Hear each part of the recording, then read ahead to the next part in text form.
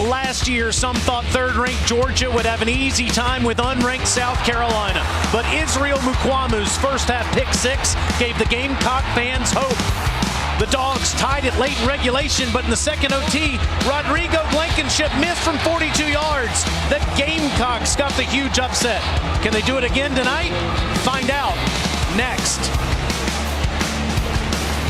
It's SEC Saturday night. The Gamecocks on senior night here in Williams-Brice Stadium playing the Georgia Bulldogs.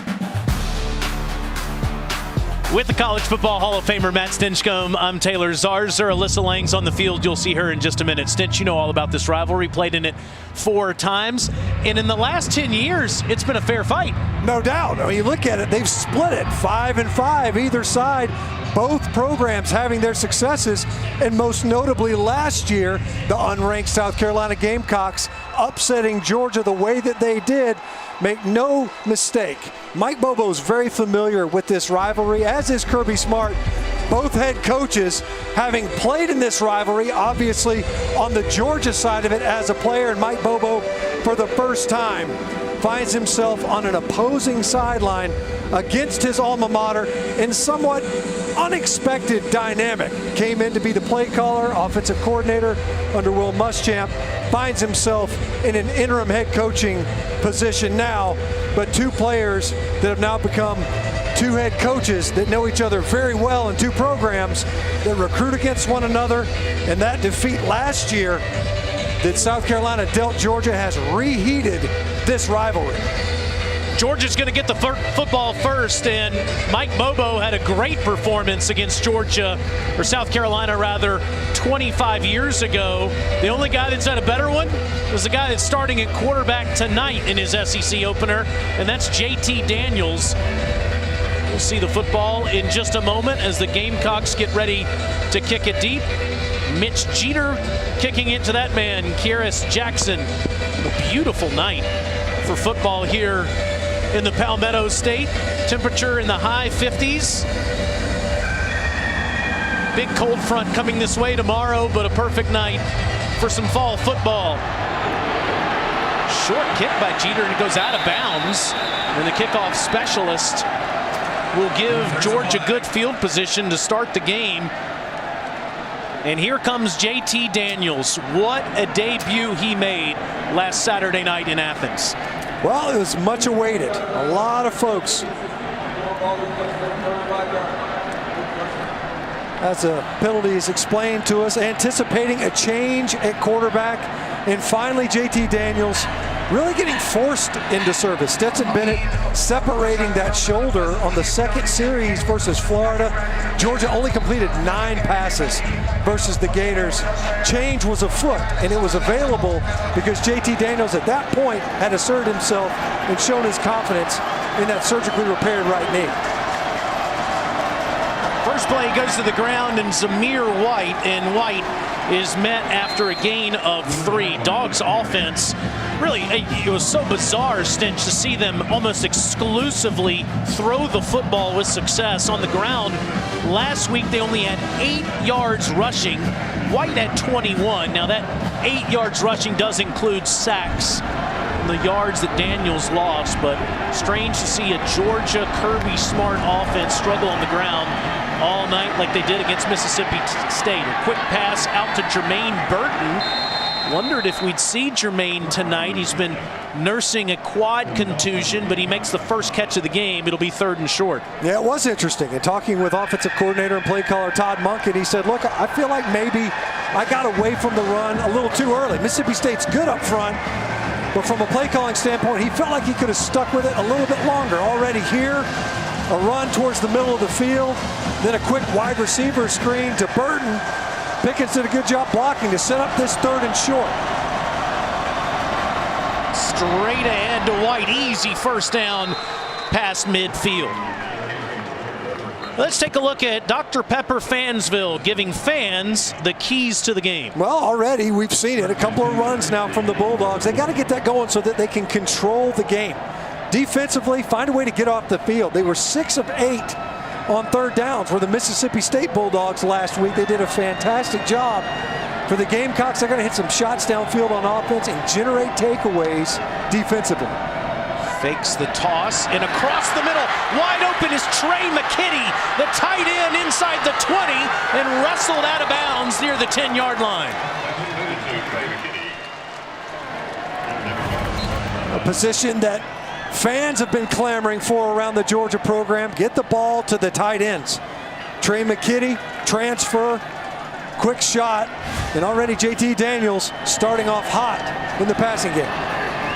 Graduate transfer, that is, from Florida State. This is straight ahead, and it's White who bounced it out a little bit to the right and still on his feet.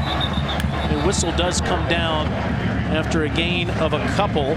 Georgia has not used their tight ends that much this year, but that's the biggest play of the season for a tight end. Kitty injured in camp before the season started. Wide open to give the Dogs an opportunity to score on their first drive of the game.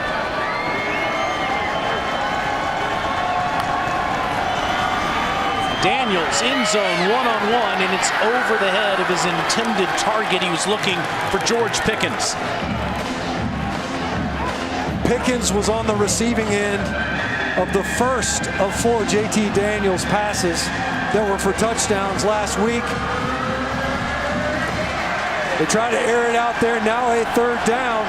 He was incredible on third down last week. He was remarkable. Yeah, there's no doubt. When you saw him 10 of 11 passing on third downs, and 2 of those were for touchdowns. James Cook in the game. Quick pass. Caught. McKitty to the goal line. Marked out inside the 1.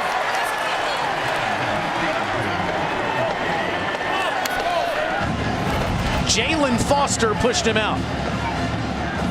You can see they were trying to get a little bit of a rub there, and looks to me like McKitty had that ball inside the pylon before he would have been out of bounds. As the runner was short of the goal line. The previous play is under further review. It's Alex Moore, tonight's referee, and you see Kirby Smart.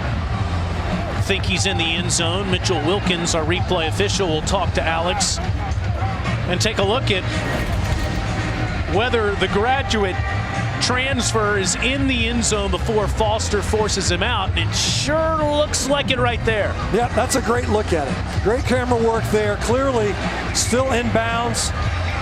Nothing would have established him down. Out of bounds, that right hand comes down, but not before he switches the ball to his left hand and gets it inside that garnet-colored pylon.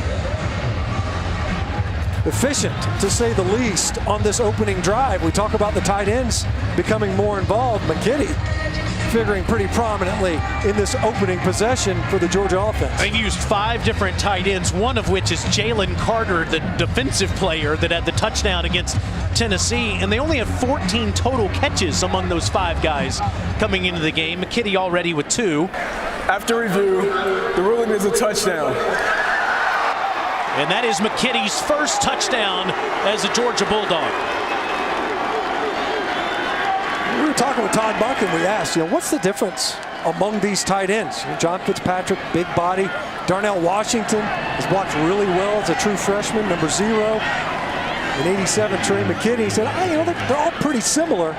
We clearly like something in 87. He got 2 targets here in the opening drive, and one of them, they got the Dogs in the end zone.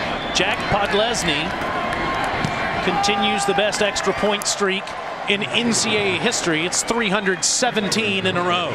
7 plays, 64 yards. JT Daniels, the quarterback for the Dogs, gets it to McKitty, to pay dirt.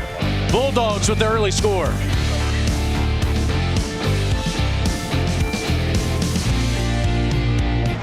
Trey McKitty with the big touchdown catch, diving to the end zone. It was really the 40-yard catch a couple plays before that set this up. Yeah, ran it off a play action, was able to sneak him behind the coverage. He's wide open over the middle. JT Daniels padding those stats, getting the tight ends involved. It's 3 of 4 for 51 yards on that opening drive. The only incompletion was an overthrown ball trying to hit Pickens on the play right prior to McKitty muscling his way into the end zone. Jake Camarda Kicking to Zaquandre White at the goal line, and he's coming out. And he's down at the 19-yard line. Let's send it to the field in Alyssa Lang. Yeah, guys, we've talked about quarterback shuffles for Georgia. The same is the case for South Carolina. Tonight it'll be the freshman Luke Doty making his first start after playing the last half of the game last week against Mizzou, and he really gave this Gamecocks offense a spark that they've been looking for all season. He can run it, he can throw it, he gives them a ability to take off and run. It helps that he's built like a Mack truck, too. His teammates impressed but not surprised with his leadership. Just a week ago, offensive lineman Cedarius Hutcherson says he always walks around with a ton of energy, constantly high-fiving everyone. Mike Bobo said they used to have Positive Thursday in the building, which eventually was renamed to Doty Thursday because of his infectious positive attitude. And I can tell you, when he ran out of the tunnel tonight, he ran straight to the student section to get his guys hyped up. I love it. Luke Doty Thursday is what's it called because of the guy's attitude. He's already got a smile on his face, and I got positive news for the Gamecocks, Alyssa. Offsides on Georgia, re-kick. Yeah, see if you can improve that starting field position. We saw Doty there on the sideline with most accomplished quarterback here in the South Carolina football program, Connor Shaw, now an on-the-field coach for the Gamecocks. It was interesting talking to those South Carolina coaches. They said they kind of remind them a little bit of Connor Shaw. It's an even better kick than the first one, and this will give South Carolina the ball at the 25 instead of the 15. Here's Doty, the freshman from Myrtle Beach, South Carolina, coming into the game in the second half against the Tigers, like Alyssa was talking about last week. Looked impressive in the last 30 minutes of the game. He really did. And I was surprised at how well he threw the football, because we knew he could make plays with his legs. Extending plays, scramble yards. Last week, he ended up being the leading rusher for the Gamecocks. 11 carries for 59 yards. A lot of that were not called runs. He was just trying to make a play with his legs. He's got the most important Gamecock in the backfield with him. We have another whistle.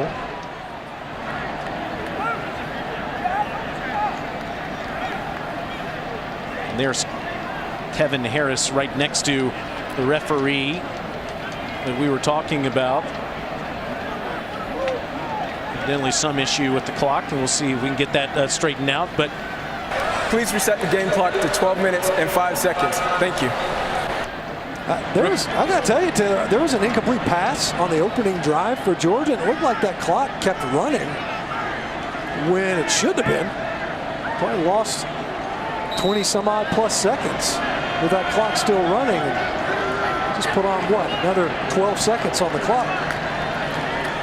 I was saying most important Gamecock. There he is, Kevin Harris, and he's met immediately by Azeez Ojulari off of the edge. Harris has been one of the best tailbacks in the SEC this season, as he is second in the SEC with 109 yards per game. You know, other than Najee Harris, somewhat of his namesake, he's the best runner, has been the most productive in the conference this year.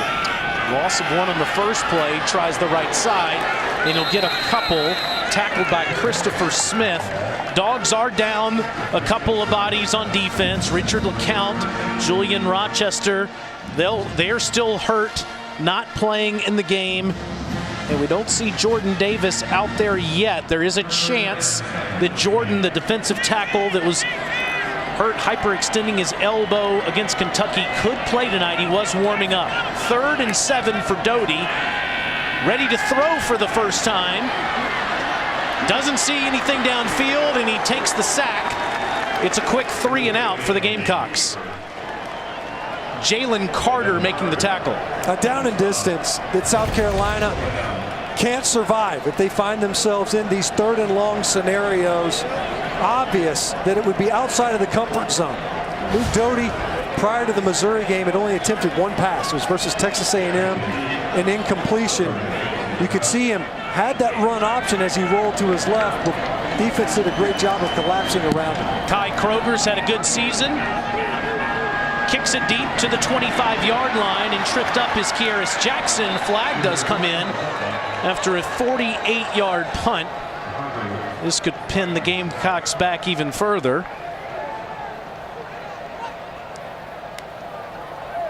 A really nice play. During the return, illegal block in the back, receiving team number 5. 10-yard penalty, first down.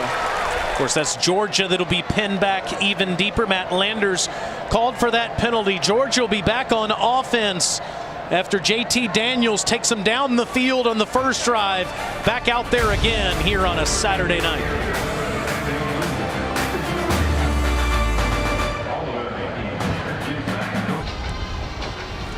Dogs up 7-0. JT Daniels starting at quarterback, had an incredible high school career at legendary school Mater Dei, where he threw for 152 touchdowns. In fact, he didn't even play his senior year of high school. At 17 years old, he was a true freshman starter for the Trojans. But last year, he tore his ACL against Fresno State in the first game of the season. Then in May of this year, transferred to Georgia. Had to get that knee right. Made his debut last Saturday night against Mississippi State. 401 yards passing, 4 touchdowns. Dogs fans everywhere saying, hallelujah, we found our quarterback. Yeah, well, it's a good thing they did, because that running game evaporated last week. They needed all 4 of those touchdowns to come away with a victory over Mississippi State. Straight ahead running for Zamir White. Wow. And look at that push from that Georgia offensive line. I think a lot of people, Stinch, were wondering how come they didn't see JT Daniels earlier than last weekend. But just remember, this is as Daniels hands off here to White and getting that big push. Remember that Daniels had that knee injury and then had to have a second surgery, and he wasn't under the supervision of USC or Georgia when he had that knee repaired. It was just kind of floating out there, and obviously it delayed his confidence in that repaired knee.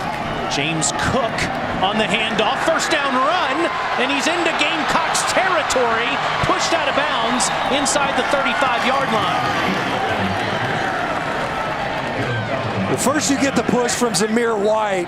He got about 5 yards just pushing that pile. This time, great job. Blockers out in front. Justin Schaefer, Ben Cleveland pulling from his left guard position. Right guard pulling out in front. And James Cook, Todd Monken talked about it. He's an athlete that's developing into a tailback. He's got great skills. He's learning to be a better runner. Showed his speed there on that carry. 44 yards for him on that play. Looks like some sort of confusion in the backfield, and the Gamecocks make them pay as Jalen Dickerson and Rodriguez Fitton come around the edge. Big loss. Well, South Carolina felt as if they could get some pressure. That time, you're running a heavy play action. And Justin Schaefer pulls from left guard, doesn't block anybody. Gets over there to the right side of the offensive front and allows Fitton to just slip his block and get upfield. As you mentioned, they also brought second-level pressure. It's a loss of 6 on the play. Daniels will try the right sideline, and that is caught by George Pickens. Incredible catch on a one-on-one ball over John Dixon. South Carolina's down some cornerbacks. A couple of guys opting out. JT Daniels throwing at John Dixon. And George Pickens, in his first game back last week, had 8 catches. Goes up. He's so competitive in the air. Great job of shielding the ball away from the defender with his body, high pointing it and fighting it all the way to the ground. Nobody can question his talent. This is Kenny McIntosh, and McIntosh will get maybe a yard. The defense, as you mentioned, Stench, is a mash unit. They've had all sorts of injuries and opt-outs to deal with, health issues that every team has gone through. You don't see Keir Thomas, Jabari Ellis, or J.J. Enikbari tonight out there on that defensive line. And you're talking about, of the 12 sacks, the negative yardage type plays, that's 9.5 of your best pass rushers. 9.5 sacks that aren't represented on the field today.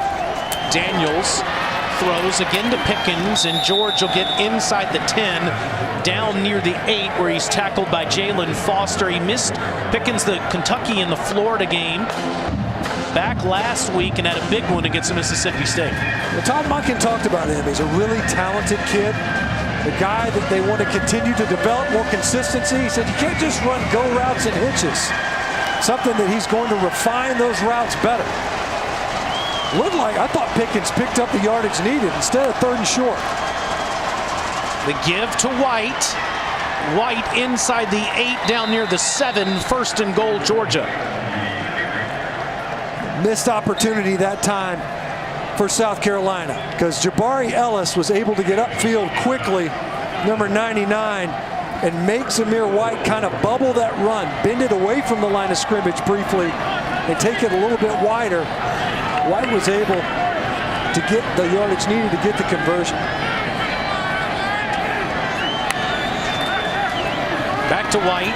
White goes right at that front, and like you said, Ellis is in there tonight, but the pass rushers are not. Thomas and Enagbury are not in the game tonight, and you combine that with the injuries and the opt-outs they've had in the secondary. Now we have another, and that is Ellis. Yeah, I mean, a guy that, they've already moved over guys. Jordan Rhodes, we'll probably see him tonight some. Number 76, former offensive lineman. He's going to play defensive line today. And, when you look at it, it's one of those issues where, especially versus a physical front, you can't afford to come in short-handed. Jabari Ellis, a guy that was one of the names that popped up repeatedly in talking with the coaches. See, big body, 285 pounds. Might have got rolled up a little bit on the inside run.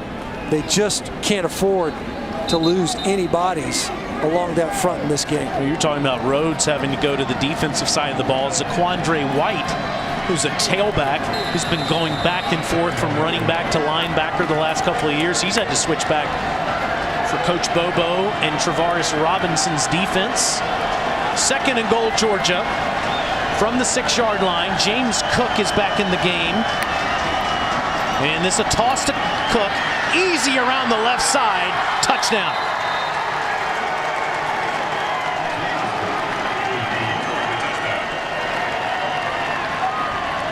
He's learning how to be a tailback. He is one heck of an athlete. He's definitely got this run play down.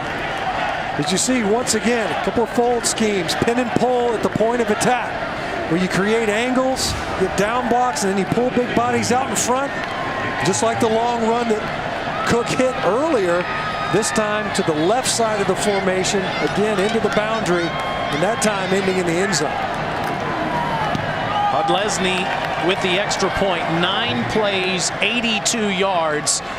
And a bunch of people looking like Matt Stinchcomb pushing James Cook into the end zone. All Georgia Bulldogs in the first.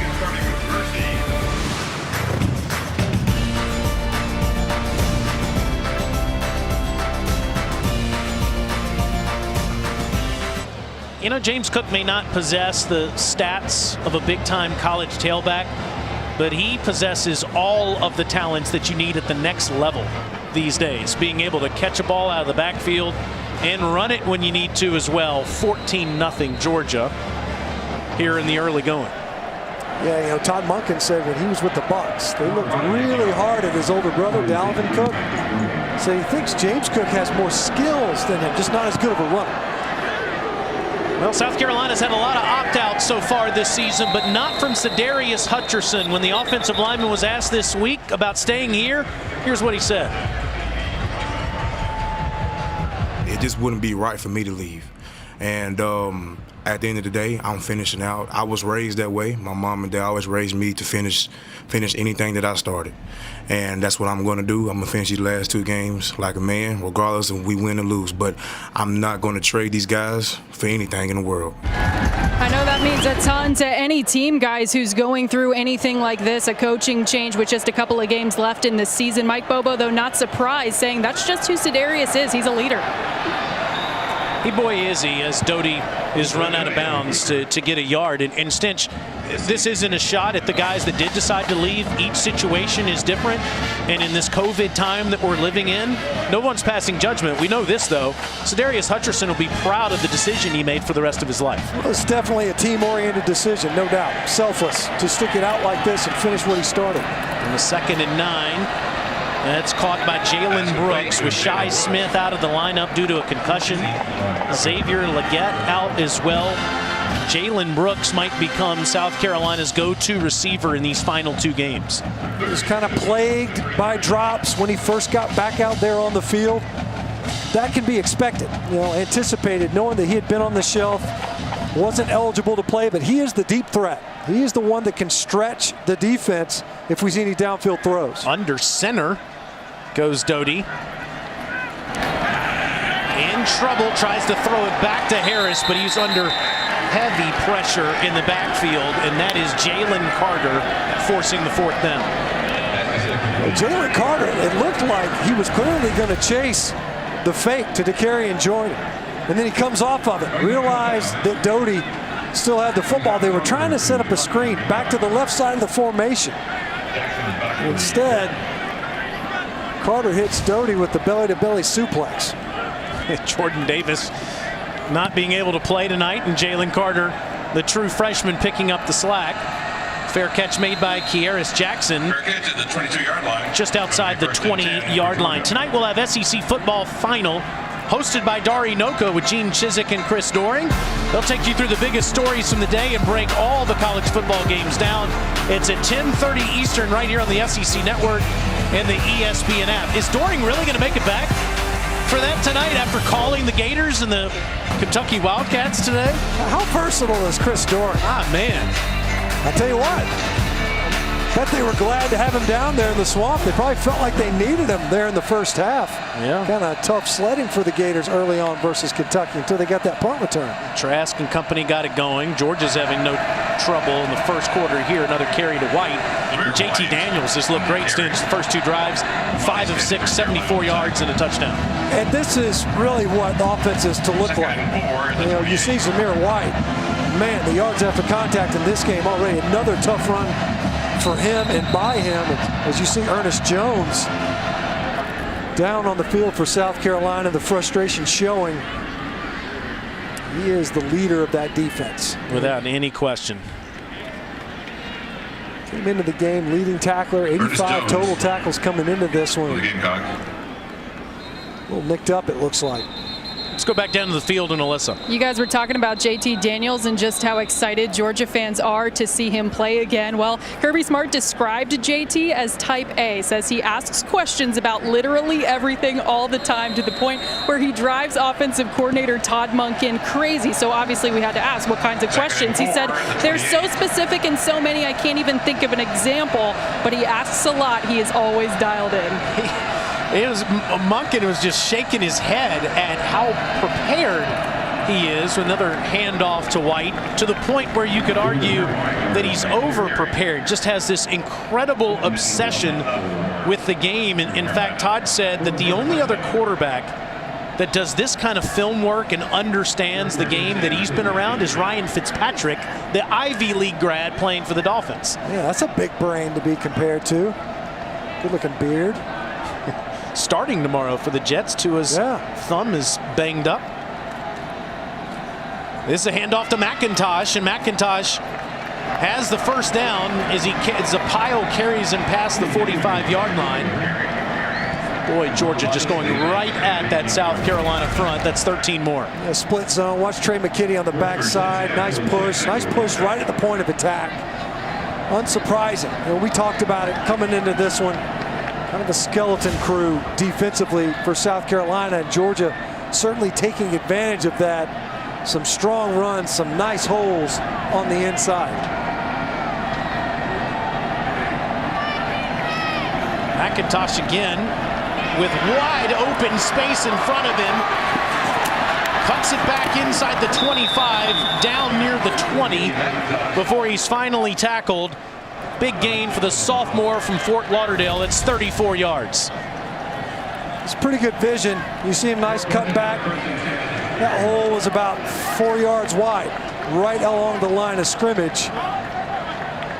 These running backs, they're getting free entry into the heart of that South Carolina defensive front. White out, McIntosh out, White back in. And here's Zamir. And look how wide open that space is. Just the easiest touchdown you'll ever see.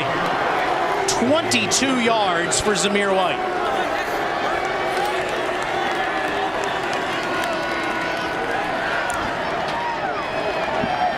Nice backside cut on another zone run. Really nice push. along the front. Watch him see it on the backside, see the backside hole open up. Jamari Salyer did a great job getting up. JT Daniels knows it. They didn't run the football well last week versus Mississippi State. They're going to do so tonight. Only 8 yards rushing last week against Mississippi State. Already 151 in the first quarter. Zamir White had been doing a lot of workhorse carries already early on in this game. And it felt like what he's going to do is just going to wind this run back. You see the zone. All those offensive linemen are going to step to their right. Watch him wind it back. Good job by Salyer getting up on the second level, covered up linebackers. I'm not sure Zamir White was touched on that touchdown run. That's an offensive front for Georgia that was probably embarrassed a week ago. They protected relatively well, but they did not run block well at all. And they didn't handle the movement of that Mississippi State defensive front. And it undid a rushing attack that was intended to complement JT Daniels in his first start coming back. They are definitely asserting themselves and taking advantage of some of the deficiencies of the South Carolina personnel. And Kirby Smart said we were running the ball somewhat effectively early in the game and got away from it. I wonder if that was due to JT in his first game trying to feel things out. Nevertheless, back on track as that one. I don't think we've had a clean kickoff yet. I think we've had a flag on every kickoff so far. 100%. This will be marked at the 35-yard line. Free kick out of bounds, kicking team. The ball will be placed at the 35-yard line, first down. You know, we showed at the beginning of the game Israel Mukwamu's pick six. He had 3 interceptions in that win against Georgia last year, and Will Muschamp celebrating. Both those guys are gone. Jake Fromm, of course, gone on this other sideline. So many faces have changed. Now you've got Mike Bobo as the interim head coach against his old team tonight. And the Gamecocks, shorthanded, doesn't even have any, it doesn't even suggest how bad the situation has been for South Carolina in 2020. This is a quick throw out of the backfield. It goes to Josh Vann, and Vann will get past the 40-yard line. Nice play design that time. Get the ball outside. As you can see, Coach Bobo's been around the game a long time. He's the head coach at Colorado State for 5 years. To the ground, and Harris bouncing off Georgia defenders. First down, Gamecocks. How about that run from Kevin Harris? We talked about him at the top. The top rushers in the conference, the most physical runner in the conference. I'd co-sign on that. Nowhere to come, nowhere to go at the point of attack. And they're bouncing off of would-be tacklers. That's the second time he's come up and stomped Christopher Smith. 29 for Georgia. Getting a mouthful of number 20 a couple of times now. Doty, little trickeration back to Doty. Down the field, caught inside the 20-yard line. It's Nick Muse, the tight end. And why not? You hadn't done much offensively. A handoff, fake reverse, flea flicker to your second leading, at least available receiver, and Nick Muse, tight end. Now to the ground in Harris. And Harris shoves Eric Stokes after a pickup of a few. That was a 35-yard play that put them in this position. Well, we talked about it at the top. The keys, get a takeaway defensively. Hadn't seen that, but you got to take shots on offense, and now they're in the red zone. Quick throw, it's Brooks with Muse blocking in front. First and goal, Gamecocks.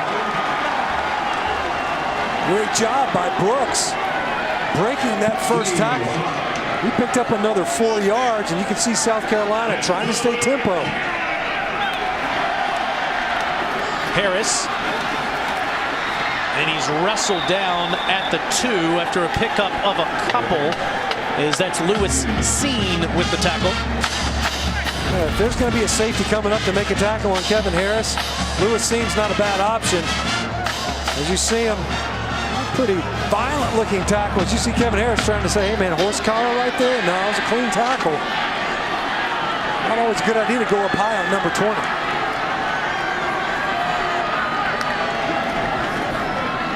Doty keeps it himself. Try the edge to the pylon. Marked out short of the goal line. Dangerous there at the end of the run as Monty Rice was able to race Doty to that corner of the end zone in the pylon as the quarter expires. What an answer in this drive offensively for South Carolina. Short of the goal line. That is the end of the first quarter. We'll see if they take another look at this. Kirby Smart's offense was fantastic in the first frame, gashing South Carolina play-by-play down the field. The Gamecocks are on the doorstep at the end of one here at Williams-Brice Stadium. Luke Doty trying to give the Gamecocks some points.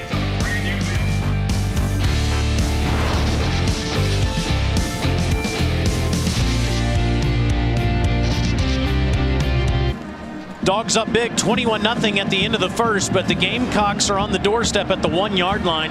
They had to go 98 yards from one 1 yard line to the other at the end of the first quarter.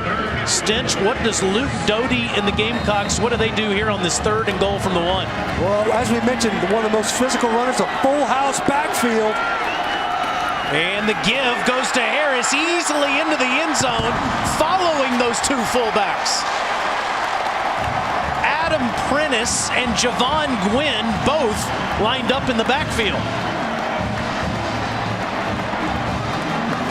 They lined up in this formation last week and moved Sedarius Hutcherson over to the right side to bring in an extra lineman and allow Javon Gwynn to be a lead blocker. Thought to be the strongest player on the South Carolina roster. And it's fitting that Kevin Harris is able to bull his way into the end zone. 8 plays, 65 yards, one of the best in Gamecocks history. Parker White with the extra point.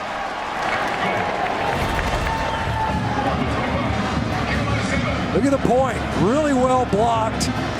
Kevin Harris could have walked into the end zone. You see Nazir Stackhouse in there for Georgia. Georgia down a couple of D linemen. Jordan Davis unlikely to play in this game, and this Kevin Harris kid, boy, has he been impressive. He started the season early, 88-yard run versus Vanderbilt, showing the speed that he has. And he's been pretty physical early on in this game. Kirby Smart says he's the best downfield runner in the Southeastern Conference. Certainly has had a terrific season in what has been a dark spot in 2020 for South Carolina with only the 2 wins. It's not fair to give your old buddy Mike Bobo that much time to call up a play, though. I tell you what, that was an impressive drive, an important drive. You know, your defense just got run right through. How do you answer? You only had 11 yards of offense before that drive. That was an impressive, creative play calling. And Luke Doty did a good job, 4 or 5, 55 yards to get him on the doorstep. Jeter again kicks it out of bounds. It's the 3rd one we've had. 2 for South Carolina and 1 for Georgia so far in this game. Maybe over the Thanksgiving break, did they narrow the field or something? Free kick out of bounds, kicking team. The ball will be placed at the 35-yard line, first down. It's all the dressing, Stench. It just gets to your head, makes you kick sideways, I guess. I'll tell you what, check out the women's soccer team. That's right. Get somebody else to kick off. It worked out for Vandy today. What a story that is. That was impressive. Historic day in college football, to be sure. Sarah Fuller did a good job kicking off. She kicked it to the 35-yard line. Yeah, kept it in bounds. On purpose. Now Daniels back on offense. Play action. He wants to load up, throwing the deep ball. Underthrows Jermaine Burton, who was wide open. We saw that a couple of times, even last week. As many deep shots as Georgia hit, a couple of underthrows. You see Burton, he's running open, and he was kind of checking up on his route because he could tell that ball was going to be a little bit behind him. JT Daniels just didn't get enough on that throw. Otherwise, Burton makes it to the end zone if he hits it in stride. 2nd and 10. And the handoff goes to Cook, and he's straight ahead with a big hole. It'll be 3rd and short for Kirby Smart's offense. An injured Bulldog down there, Jamari Sawyer. Kirby, with the 2 losses, has reminded Bulldogs fans how much they have played for in the 5 years he's been the head coach. And I know the big issue this year has been quarterback play. He said we needed to get JT Daniels under our care. The guy didn't arrive on campus until August. Had to see him practice a bit before he could really know what kind of quarterback he had. We'll talk more about Daniels in just a moment as they check on Sawyer. Timeout on the field.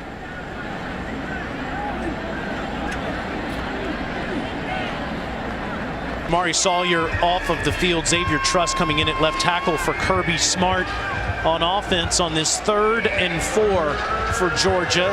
His quarterback JT Daniels has been outstanding on 3rd downs in his first 2 games. He's 3 of 3 tonight. Has to get to the 45-yard line. Alert the back out of the backfield. You got James Cook in there as well. Daniels with all kinds of time. Takes too much time and finally is sacked by Zach Pickens. That's a bad play by JT Daniels.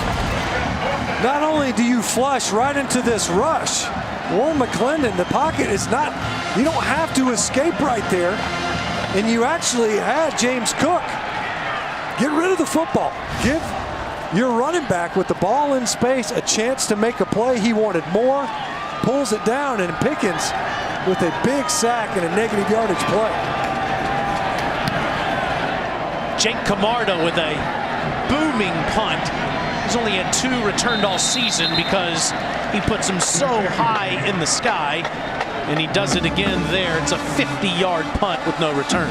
This season, for every field goal and extra point made by participating universities, Allstate will make a contribution to the university's General Scholarship Fund. Thank you, Allstate. How can South Carolina's offense maintain that momentum? They did a great job on 1st downs that last drive.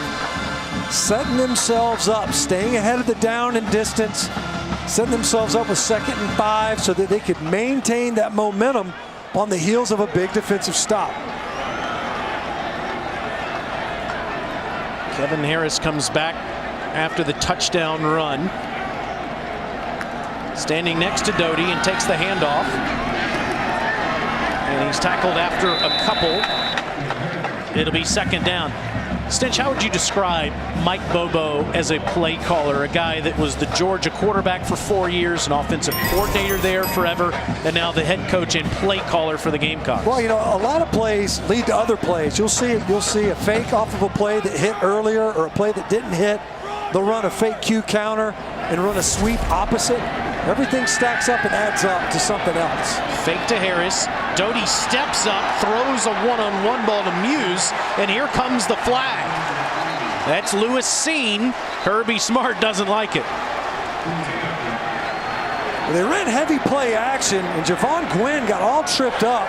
Pass interference, defense number 16. 15-yard penalty from the previous spot with an automatic 1st down. So you got a matchup with Nick Muse covered by a safety. I don't see PI there. That looks like a well-played ball in the air by Seen. And the ball's really high. Both of them are going up for it. I don't see where there could have been a PI. It's probably, obviously, oftentimes you see coaches who are on the receiving end of those penalties argue against it. That time it looked like it was warranted. Regardless, PI giving them a fresh set of downs and picking up a free 15. At the 40-yard line, back to Harris again. Kevin, 1st down run into Georgia territory.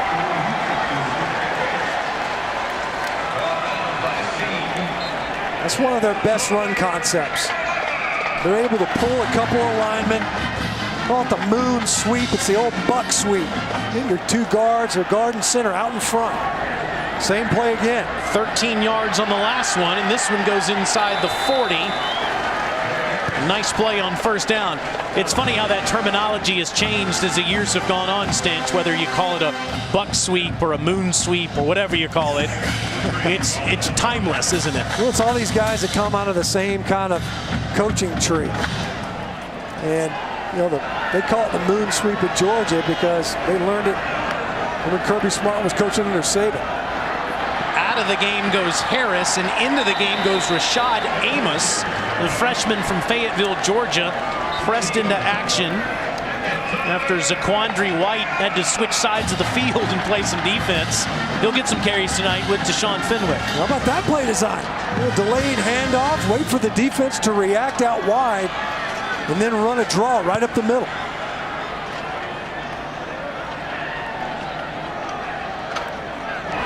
Down to the Georgia 35-yard line. Amos still in the game, and it's a design quarterback run for Doty, and he's tripped up in the backfield as Zion Logue and Malik Herring got an arm on him. You know, Kirby Smart was saying, going from playing Mississippi State to South Carolina, conceptually on offense is as big a transition as you can make in college football from one week to the next. Yeah, I mean, you got one team that almost never runs the football, throws it almost exclusively, and then of course Coach Bobo, he's got to run. You'll see a tight end, you'll see I formations, which is something that I'm sure a lot of these defensive players for Georgia, they might not have ever seen an I formation. Now we see another whistle. False start, offense number 5. 5-yard penalty, still second down. And I think that those that have been college football fans for a long time are so conditioned to an I formation. Stitch, you don't almost ever see huddles and quarterbacks under center. And on the touchdown run, we saw a fullback. Yeah, isn't that something? I mean, that's a legal formation. There's sometimes we saw two fullbacks, right? A full house backfield even. It's just something that forces defense to play left-handed. They're not built for those types of personnel groupings anymore. Then you add in a running quarterback. 2nd and 15 now. Doty underneath, wise throw to Harris. Gets something out of nothing past the original line of scrimmage. Tackled by Rice. We talk about Kevin Harris as a runner, but as a receiver as well, probably unheralded. Came into this game with 16 receptions, something that's part of Mike Bobo's offensive philosophy. Those running back positions, not just a ball carrier. You're going to be a receiver out of the backfield. 3rd and long. We've already seen there, Doty narrowly getting that football off. Georgia, the best team at pressuring the passer in the Southeastern Conference, and this is an obvious passing down. Underneath, Harris, breaking tackles, first down. Well, there it is. It was meet me at the quarterback for the Georgia defense. Doty stands in, checks it down to his back. Poor tackling. Nazir Stackhouse just sliding off of Kevin Harris, who battles his way to the first down. Amos back into the game, trying the right side, and he'll get a few. It'll be 2nd down, tackled by Eric Stokes. You mentioned Amos in there. No Deshaun Fenwick available for South Carolina in the offensive backfield. No Shi Smith, one of the top receivers in the Southeastern Conference. South Carolina lost him on their 2nd series, only the 6th play of the game last week. Had 54 catches for the Gamecock offense.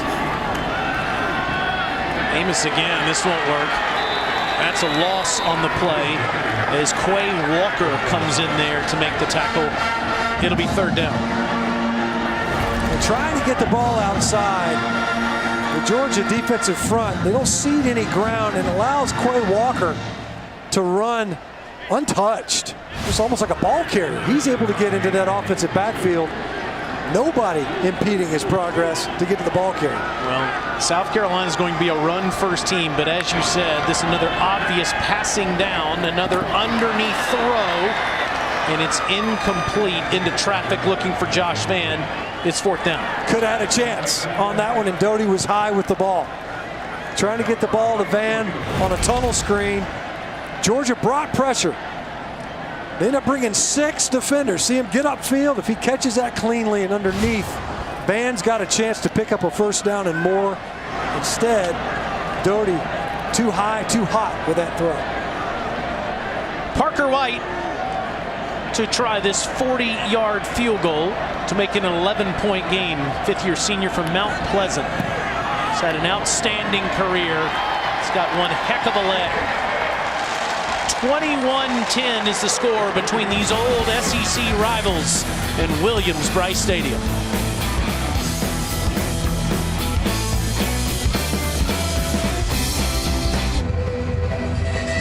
21-10, the new score between these old rivals. It even predates them both being in the same conference. 40 years ago was one of the best moments in it.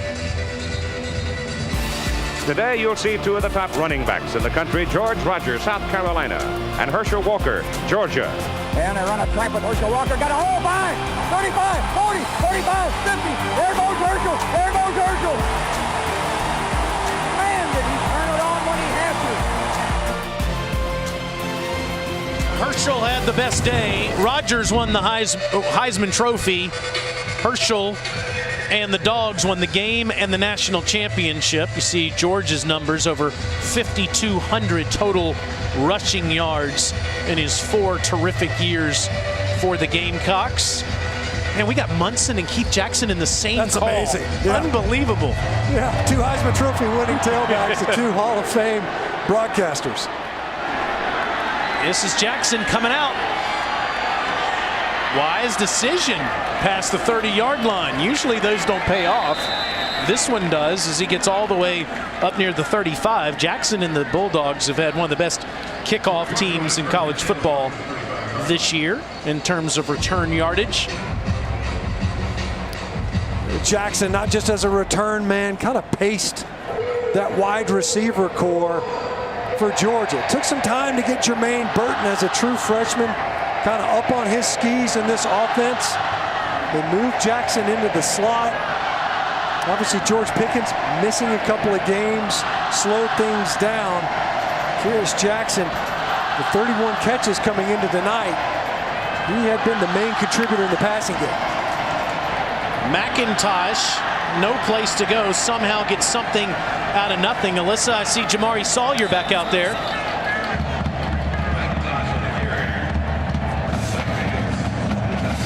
Walking around on the sidelines and really testing that right leg. He was limping on it for the first few minutes. Like I said, in and out of the injury tent, did some jogging, got down in his stance. He's back out there, but I'd keep an eye on his position. Yeah, it didn't look like there was much. Like he got rolled up a little bit, maybe on his ankle. It looked at first like they were assessing his knee.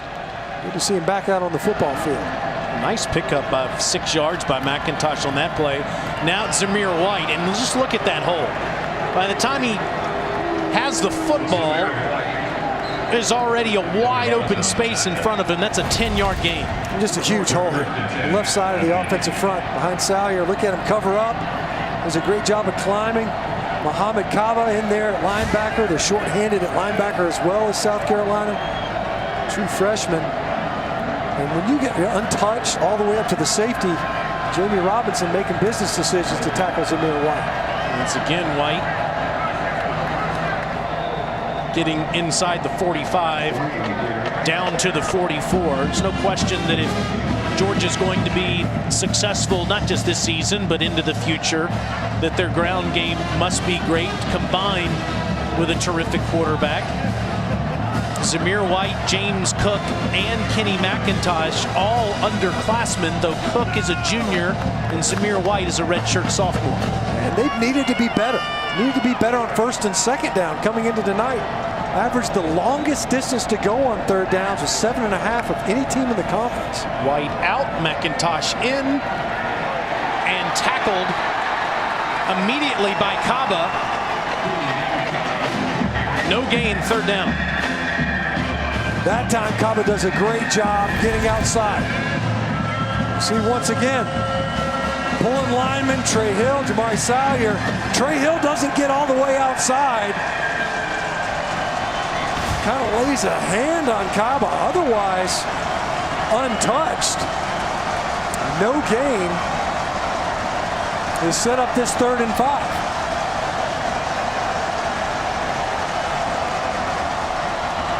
Sticking on the ground, easy first down for James Cook. He did step out of bounds at the 32-yard line. All 3 of the Georgia tailbacks being used on this possession. We talked about on a previous 3rd down. James Cook in there, could be a receiver. Could hand it off to him on a 3rd and 5. You usually get light boxes, fewer defenders in the tackle box. From tackle to tackle, get an opportunity to pop a run as Georgia did there. 14-yard pickup for the junior from Miami. Fake to James this time, and it's to Pickens, who had trouble making that catch at first. Grabs it at the 29-yard line. See Pickens gesturing to the sideline. Hey, what do you want me to do? They fake the zone. JT Daniels flips it out there. Pickens, he was looking to make a move before he had that ball all the way looked in. It's run after the catch, something that Todd Monken talked about. That's something that Pickens has focused on, getting those yards after the catch. Talent is not the issue. It's learning how to play the position fully. How about James Cook? Nobody touches him. Touchdown, Bulldogs.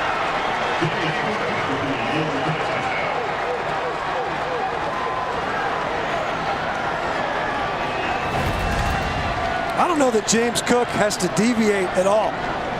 He runs right down the hash. There's just nobody there. It's a great job along the line of scrimmage, repeatedly. The Georgia front creating enormous holes for these running backs to run through. 29-yard run to the end zone. And after the Gamecocks had scored 10 unanswered, offensive coordinator Todd Monken goes to the ground 6 of 7 times on the drive, culminating with the touchdown run by the junior from Miami. All Georgia in the first half.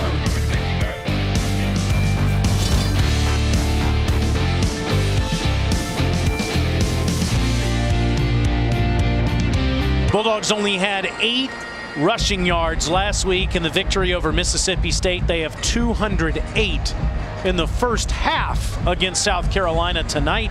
James Cook is near the 100-yard mark and has 2 touchdowns. It's been quite a night for Cook. 5 touches for 90 yards, a couple touchdowns, explosive runs. And as good as the backs have looked, credit that offensive front because they have created enormous holes all night long. Gamecocks will start at the 25-yard line. How wide open was this hole here? Yeah, they're just doing such a good job. Watch the backside. They're just going to work hats on hats. And you watch these defenders at the second level, they're just getting covered up. You see right here, late leak on the linebackers. Linebackers are covered. The defensive linemen are getting displaced. And the running backs are just running full head of steam. Not seeing guys having to throw any moves in the backfield. It's just run the football, bang your head on the goalpost. Well, last 2 drives South Carolina's had on offense have resulted in points. See if Mike Bobo, Kevin Harris, and Luke Doty can do it again.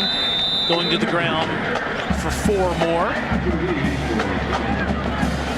Aided a little bit by that pass interference on the previous drive, but regardless, 11 plays, 57 yards, results in that field goal, and it was set up because of efficient plays on first down, just like the one they got from Kevin Harris on that opening run. Doty throws a little quick pass to the sideline, and it's caught by Jakari Caldwell, just short of the first down. It'll be 3rd and 1. Jakari Caldwell, another guy, true freshman, impressed in the service. Wearing Brian Edwards, record-setting receiver, his number. What a career he had. Doty hands it to Harris, and Harris looks like he's short. He is half a yard short.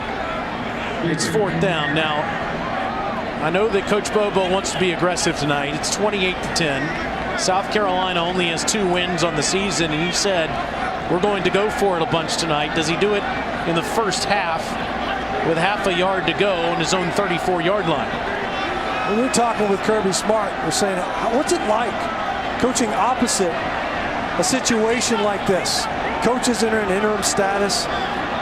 We're saying, look, what do we got to lose? We roll the dice here. You're at 4th and what? Not even a foot. We didn't see him come out and measure. He's going to call timeout and think about it here. We'll see what he decides in just a moment.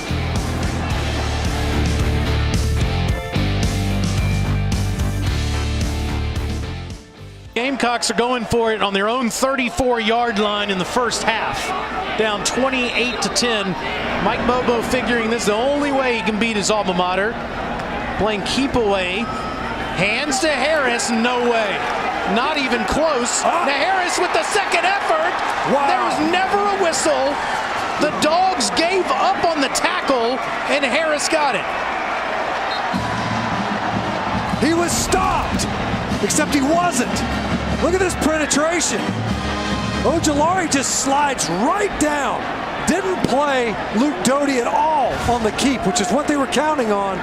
What an effort by Kevin Harris. It sure was. Harris gets maybe a yard on the next play. Ojulari and Monty Rice both came in there, and Harris slips out of Ojulari's hands to give the Gamecocks new life. And South Carolina does get the football first in the second half. So there's a real chance Georgia doesn't see the ball again if South Carolina can continue this drive. Back-to-back possessions is what you're trying to get, and also deny the other team's offense a chance at your own end zone again. Underneath throw to Harris as they continue to get it to their best playmaker. And Harris tackled in space by Tyreek Stevenson. It'll be 3rd down, clock still running. Good job, man. Just checks it down. Harris out there, swing pass, right out of the backfield. Stevenson, that's a load. The Tyreek Stevenson's coming up to try to make a tackle on, and Kevin Harris. Still, what an effort on that 4th and short. 3rd and 4. Gamecocks just 2 of 6 on this play tonight. Doty slips a tackle, gets out of bounds up at the 46-yard line. That's enough for a first down. This is the old version of a run-pass option. All these sprint outs. Boy, might have got a favorable spot there right on the line of scrimmage, right at the boundary. They're going quick. Well, he tried to get it off, but I think they're going to take a look. He may have gotten it, but it's close. As the runner made the first down, the previous play is under further review. You can see, I think you can hear Mike Bobo saying, whoa, I think we got that ball off before you stopped play.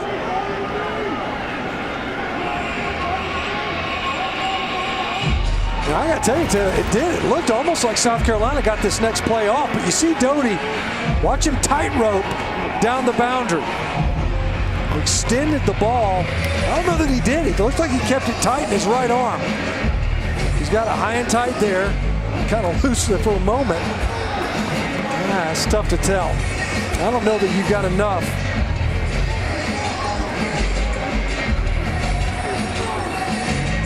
I think initially Kirby Smart and the Georgia staff was probably wondering if he stepped out at the 44. It didn't appear so, and like you said, Stinch, doesn't look like there's enough to overturn it. You would think the call stands. Although the season we're having with these predictions on the calls, maybe we'll just sit back and watch. I can't believe you even went out on that limb. That's a rickety branch. After review, the rolling on the field stands. All right. First down, South Carolina. We got one right. We missed you, Matt Austin. You were due. We were due. I got to tell you, it looks like South Carolina got that next playoff before they stopped. But he had to get to the 46. You see the change. You drop in the change there. He's in bounds. He's out of bounds. But that ball right there the 46-yard line. It's a good call out there on the field, I believe. So Gamecocks keep it with 1:13 to go. First down. Now Amos in the backfield. Doty in trouble, gets rid of it right at the last second.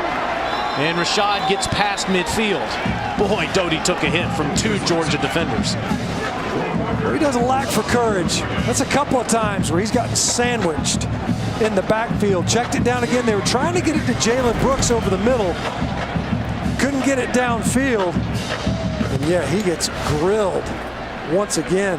Jermaine Johnson low on the boom. This is Muse. First down, Gamecocks, out of bounds inside the 40. We were saying they wanted to get the ball more to Nick Muse. They have to. No Shi Smith. He is their most reliable receiving option. It's come up big a couple of times. Continuing to go quick and just taking what the defense gives Doty. All these underneath throws. South Carolina is so limited by downfield receivers due to opt-outs and injuries. So instead, use the tight end, use your backs out of the backfield. Doty's done a good job of that so far tonight. 10 of 12 passing here in the first half. Under pressure, and he's tackled down near the 30 at the 31-yard line. Timeout, Gamecocks with 49 seconds left. That time, excellent coverage downfield. Nowhere to go with the football. And we saw last week, Luke Doty, how effective he can be when he's innovating, scrambling, extending plays. Second down, couple of nice runs versus Missouri just to keep drives alive. Haven't seen a ton of runs from him here tonight, but you can see that he can be elusive. Marty Smith and Ryan McGee are good friends. Have some fun and talk everything SEC Wednesday at 2 Eastern right here on the SEC Network and the ESPN app. A little afternoon special from Marty and McGee this Wednesday. Luke Doty's looking pretty good out there tonight, Alyssa. It's about some of those challenges that Georgia has, certainly defensively, preparing for Mississippi State one week, then South Carolina the next week. Not a lot of sample size from Luke Doty, just that second half against Missouri. Kirby Smart said they had to pull his high school tape to prepare for him. From the 31-yard line on 3rd and 2, he's going to be tackled short of the line to gain. He was trying to take it himself, but gets tackled by Nolan Smith. I'm surprised the flag didn't come out right there. Well, one of two things happened, because South Carolina moved early along the offensive front, but only after Georgia did this defensive line shift, something that they always do. But there was definitely movement before the snap. And South Carolina waited until there was 30 seconds left to call that final timeout. Let's look again at what you're talking about here. I mean, there's no question that there's movement early. And a lot of times, what that's elicited is caused by that shift along the defensive front. Georgia does it a lot. They get a lot of teams to jump, but there's no question that there was early movement. No flag came out. It's a little surprising that Coach Bobo called that timeout with 30 seconds left. I thought he might let the clock run down to attempt a last-second field goal here. Instead calls timeout and appears he'll keep the offense on the field and still try to see if he can get a chance to get 6 points instead of 3. Of course, you run the risk of getting nothing if you don't get the first down here. Exactly, but makes more sense why he would have called the timeout earlier. If you're thinking you're going to just try to knock one through the uprights, instead he wants to have multiple cracks at the end zone. And now Georgia will call timeout. First charge time of the half, Georgia. 30 seconds. Down to the field for our favorite promo of the night. Is that thinking out loud? It Yes, sure is. I think it is. Guys, Monday nights, I know you're always DVRing it if you're not watching it live. 7 o'clock Eastern time on the SEC Network. Join me, Richard Johnson, Brandon Boykin, and Spencer Hall. It's an hour of nothing but SEC talk. Yeah, we take you outside the conference a little bit. Got to catch up on college football playoff talk, but it's the most fun hour easily of your entire Monday through Friday. Come hang out with us. You won't regret it.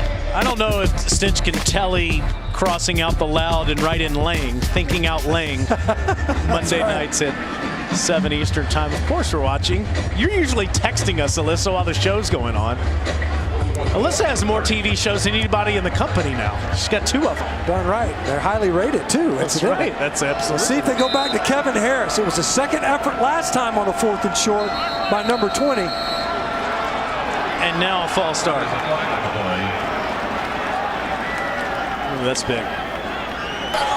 False start, offense, number 89. 5-yard penalty, still 4th down. That's the second time a South Carolina receiver has gotten a procedure penalty. Before it was DeCarrion Joyner that was early, and now Jakari Caldwell. You have to wonder what the play call was. I almost think they might have been thinking to take a shot. Otherwise, there's no reason as a receiver, if you're going to hand the ball off and run it right up the middle, why you would need an early start. Now, Parker White's got plenty of leg to get it there, but this would be a career long. 53 yards. And he hooked it too much.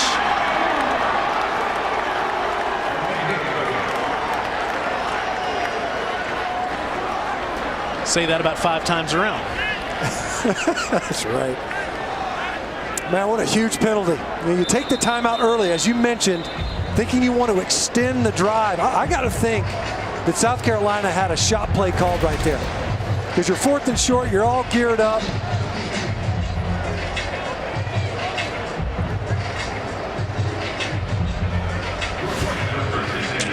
I didn't see the move. I didn't see the motion. I had 7 up on the line, it appeared. Well, 25 seconds to go. Georgia does have 2 timeouts, and they're throwing the football. Burton, first down, up past the 45 to the 46 with 17 seconds left. Burton with a career day last week versus Mississippi State. 8 catches, exploded really in that football game, almost 200 receiving yards, a couple of touchdowns. Georgia does use their second timeout. Yeah, he was the SEC Freshman of the Week last week with that performance. He was a guy that Todd Monken and the coaching staff, they were all saying, look, the guy's too good of an athlete. His body control is what really stood out. We got to find a way to get him on the field, start moving guys around. That's how Kyrus Jackson ends up in the slot. And that kind of bumped back Demetrius Robertson to second string. You know you're going to have George Pickens out wide. They had to find a way to make room for their true freshman in Jermaine Burton. Podlesny's got a big leg. He kicked a 51-yarder against Tennessee, so you need just about 20 yards to get in his range. With 1 timeout in 17 seconds. Daniels to the sideline, and that's caught down at the 30-yard line. Oh, it's picked off now.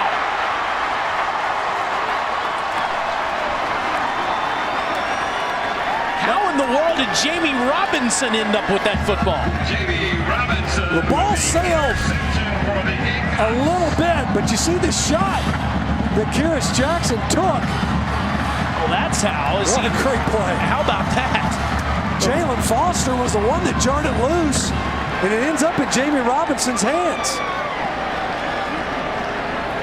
Kyrus Jackson has this football. It sails a little bit.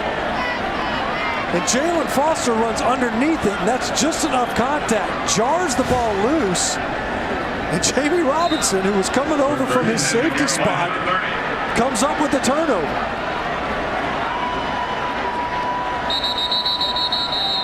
Sure, they're going to take another look at, well, no. 3rd and final charge, timeout of the half. Georgia, 30 seconds. Sure, Kirby Smart would like them to take another look at this to make sure that Robinson had a foot down and had possession of the football, but that was unbelievable. Jackson taking that hit and somehow Robinson coming up with the football. This is his second career pick. First one he's had this season. Also have to think, obviously you want to get this call right defensively. If you're Georgia, I also think maybe they want to take another look at it. Here's Jackson, almost makes a great catch, bounces right off of him. He's definitely in bounds. Great effort play, Jamie Robinson tracking that ball. It was really Jalen Foster running underneath Kearis Jackson that jarred it loose.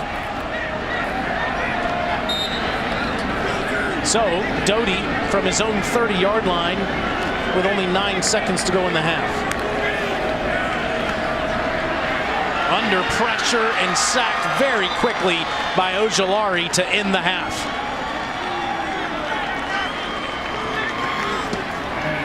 So Azeez Ojulari with 5.5 sacks now on the season to end the first half as Georgia takes a 28-10 break into the locker room.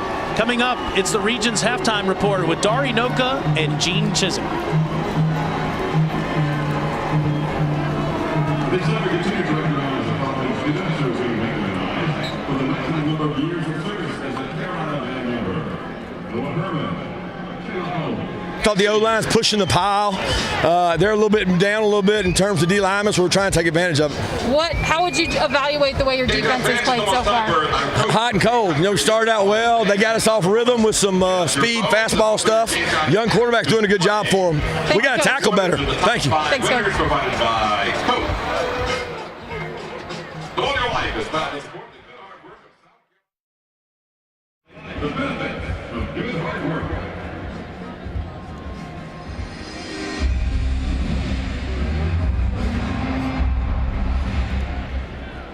And the Georgia Bulldogs as we get ready to start the third quarter.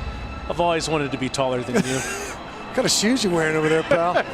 Man, I ate a lot during Pretty Thanksgiving. impressive. Grew a foot. With the College Football Hall of Famer Matt Stinchcomb, Melissa Lang, I'm Taylor Zarzer. How about the Dogs' ground game in the first half? 208 yards, and if you don't have that sack from JT Daniels, they would already have eclipsed their season high. Huge holes all first half. James Cook able to get going, ripping off big runs. He finished with almost 100 yards in the first half alone, 2 touchdowns. Zamir White, McIntosh getting in on the action. But really it's the big boys up front that are doing work. And as Kirby Smart talked about it, going into half, offensively Georgia taking advantage of South Carolina. They don't have the bodies. Their frontline guys along their defensive front, they aren't out there. Jordan Birch, their prized true freshman. Keir Thomas, one of the better defensive linemen from a versatility standpoint in the conference. He's not out there. Aaron Sterling, Brad Johnson, and Agbury. I mean, some really good football players. Gamecocks will get it first, Alyssa.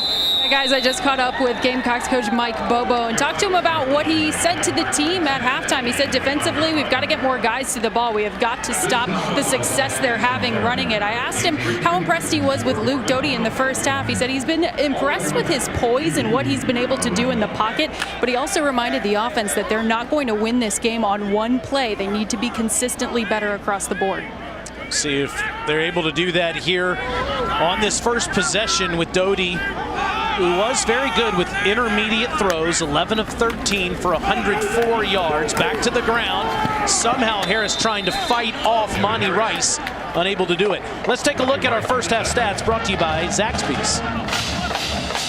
Well, it was impressive, to say the least. And it starts with the rushing yardage, the total yards for Georgia fueled by that. Of course, third downs, highly efficient for Georgia, 4 of 5. And you see the yards per play, almost 9 yards per play, 9 yards per carry in the ground game for Georgia, something that certainly South Carolina's got to find a way to slow that down to have a chance here in the second half. Doty fakes it to Harris, now throws it behind him. That's a backwards pass, and it'll be marked out of bounds back at the 17-yard line. That's a disastrous play. The negative yardage, because he's going to get spotted where it goes out of bounds. As you mentioned, this is the same as a fumble. Backwards pass. He's trying to get this ball out late. He had success doing this versus Missouri as he's being tackled. A couple of times was able to deliver completions downfield. That time, the backwards pass, a negative yardage play, 3rd and forever. A horrible way to open up this possession here in the second half. 3rd and 18 for an offense that really doesn't like to throw the football much, and there's no place to go as Jermaine Johnson gets the sack. A quick 3 and out for Kirby Smart and Dan Lanning's defense. A lot of youth on that series from Luke Doty. As we talked about what Alyssa was sharing, Mike Bobo was impressed by his poise. At that time, a poor decision that marred that possession, and Georgia with a chance to get the ball near midfield. Ty Kroger, in fact, is standing in his own end zone. Kearis Jackson, after a great punt, will take it near the 35. He's got daylight. Watch out here. He's got Kroger to beat, cuts it back, and Kroger saves the touchdown inside the 15. A booming punt from Kroger. An excellent return set up for Kearis Jackson. He kept it simple. Just get upfield. Don't dance. Pick up yardage right now. He runs right down the numbers. If it weren't for Kroger, he ends up in the end zone as it is. Disastrous way to open up this second half. You get a negative yardage play, sets up a 3rd and forever. An excellent punt return. And Georgia gets their first possession of the second half inside the red zone. Outkick the coverage. 52-yard punt, 51-yard return. And it's McIntosh eluding the tackle, cutting it back to the middle of the field, and he's inside the 10. Quickly to Alyssa. Guys, quick injury update for the South Carolina defense. Ernest Jones, who plays the Mike position, sitting in street clothes right now on the sidelines. He is out with an ankle. And that's the last guy you want to lose if you're the Gamecocks. You're right. I mean, that's the mainstay. That was the one cornerstone you still had left in your front 7.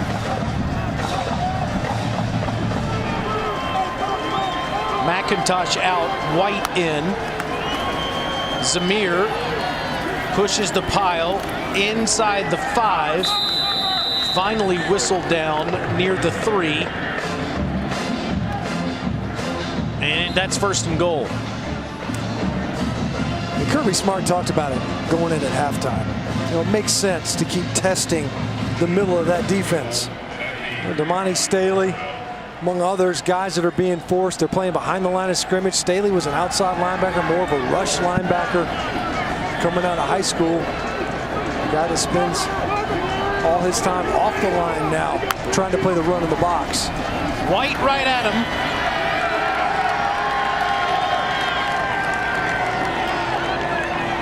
Touchdown. They waited to see where the pile was, and it was clear. It's another Zamir White score. Georgia with its most rushing yards of the season, eclipsing the total they had at Kentucky, and they do it with 11:38 to go in the 3rd quarter.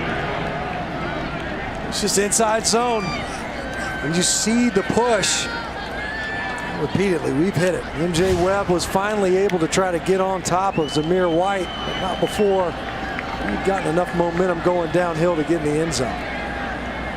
Well, Georgia had a 28-10 lead, and the Gamecocks had the ball plenty of time in the 2nd quarter and got it first in the 2nd half. Had a chance to maybe make it a 1-score game. Instead, the route is on.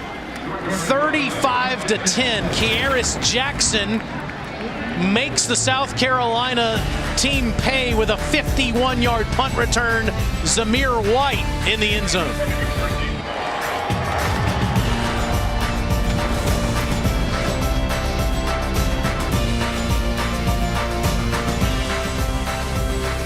And on the left, the one that finished it off. Yeah, they kind of ham and egged it a little bit. Special teams. They'll take nothing away from the defense. Amir White able to punch it in.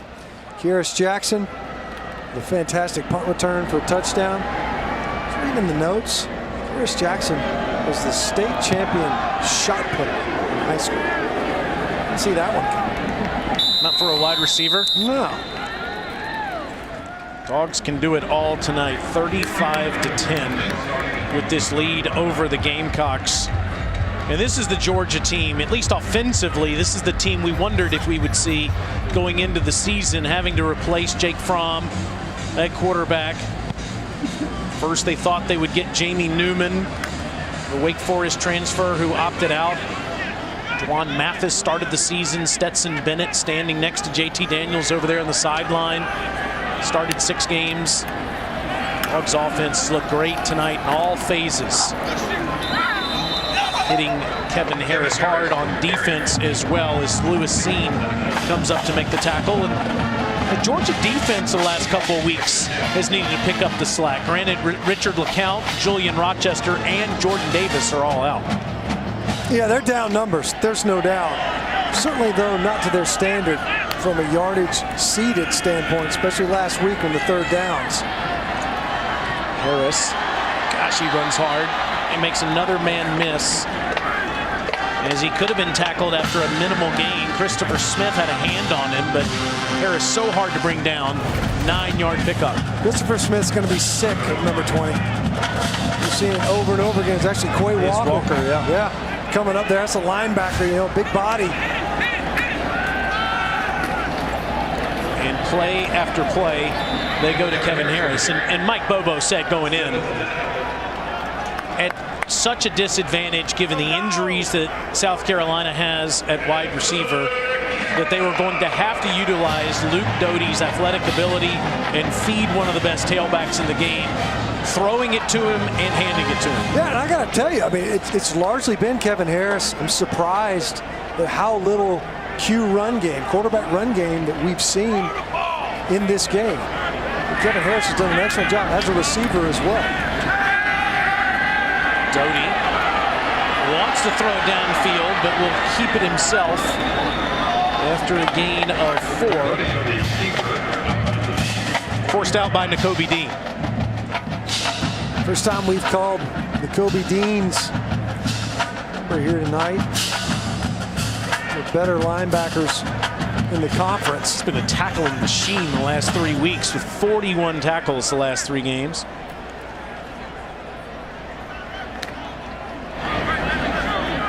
Amos comes in, giving Kevin Harris a breather on this 2nd and 6.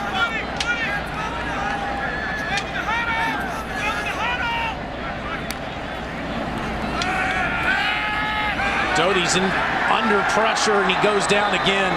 Sack made by Channing Tindall. It just shows the speed of this Georgia defense. Last week, Luke Doty was dancing all over the football field. Of course, this is Missouri. Channing Tindall, of course, has a full head of steam as he's coming off of that play fake. Didn't bite on it enough. And they were counting on it. That's a local kid, too, from here in Columbia. Channing Tindall comes back, playing for Georgia and gets the sack. And now under pressure again, ball's out. And diving on it is Dylan Wanham. Ojulari with the pressure. And Azeez Ojulari, really good football player. He was actually squeezing from the opposite side, and Adam Anderson able to come up and under Wanham. Luke Doty having a tough start to the second half. Georgia defense has stepped it up. Kirby Smart said at the break, got to tackle better, got to get off the field. They have done just that. All Dogs tonight.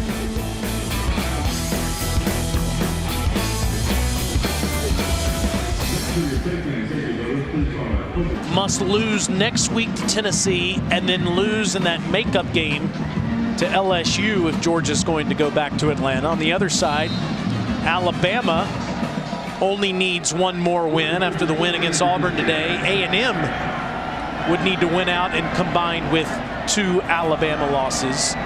Short story, it's probably going to be Alabama and Florida in the SEC championship game. James Cook gets up near the 42-yard line. Georgia has been gashing the Gamecocks all night. Yeah, it looks like it's going to be more of the same, especially when you're that effective on first down.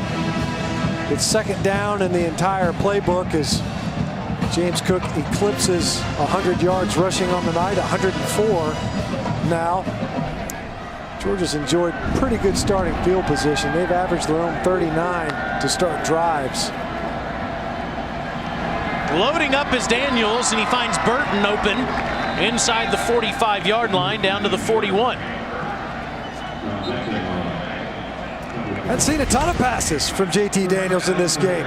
Run game has largely dominated the offense for Georgia, but Jermaine Burton has emerged, certainly for JT Daniels, in his short time at quarterback as one of his favorite targets. Kind of a quieter night relative to what we saw last Saturday. Yeah, hasn't had to tonight. Just 8 of 11 passing as they go back to McIntosh, eluding the tacklers. Looked like he almost took a face mask there, and McIntosh is down at the 35-yard line. Daniels is a completely different game plan than the one that he used against Mississippi State. Yeah, he is not as essential as he was. The running backs have been. And McIntosh kind of channeling his inner Kevin Harris. A great effort to pick up 5 yards, maybe 6. White comes in. Daniels will throw it away to the sideline. As Dejon Edwards was the intended target. It's 3rd and 4. Yeah, it looked like he had an opportunity early downfield. Burton running wide open. Safety fell down in his back pedal. And then Daniels had felt the pressure, took his eyes off of the route tree. See 3rd downs. They've only faced 5 of them, has Georgia. They've been excellent, 80%. McIntosh, without any problem, moves the chains inside the 30. Damani Staley makes the tackle. Again, South Carolina at a massive disadvantage on their defensive front. J.J. Enagbare and Keir Thomas both out tonight.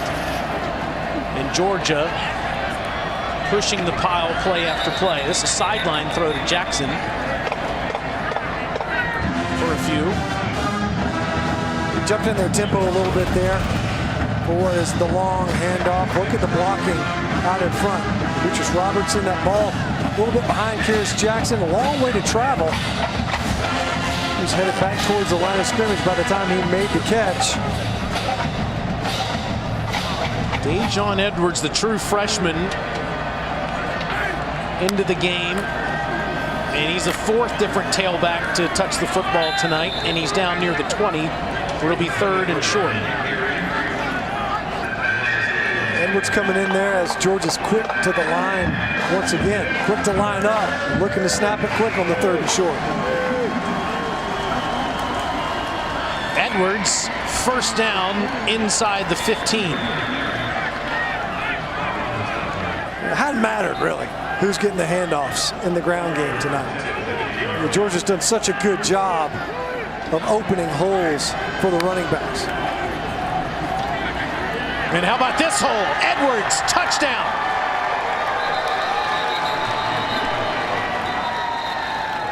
There is a flag down.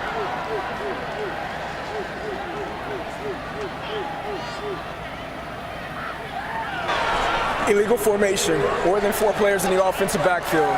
5-yard penalty, still 1st down. I can see Kearis Jackson. He's kind of over there pleading his case after the fact. As you see Kirby Smart lamenting the penalty to negate a touchdown. Look at the bottom of the screen.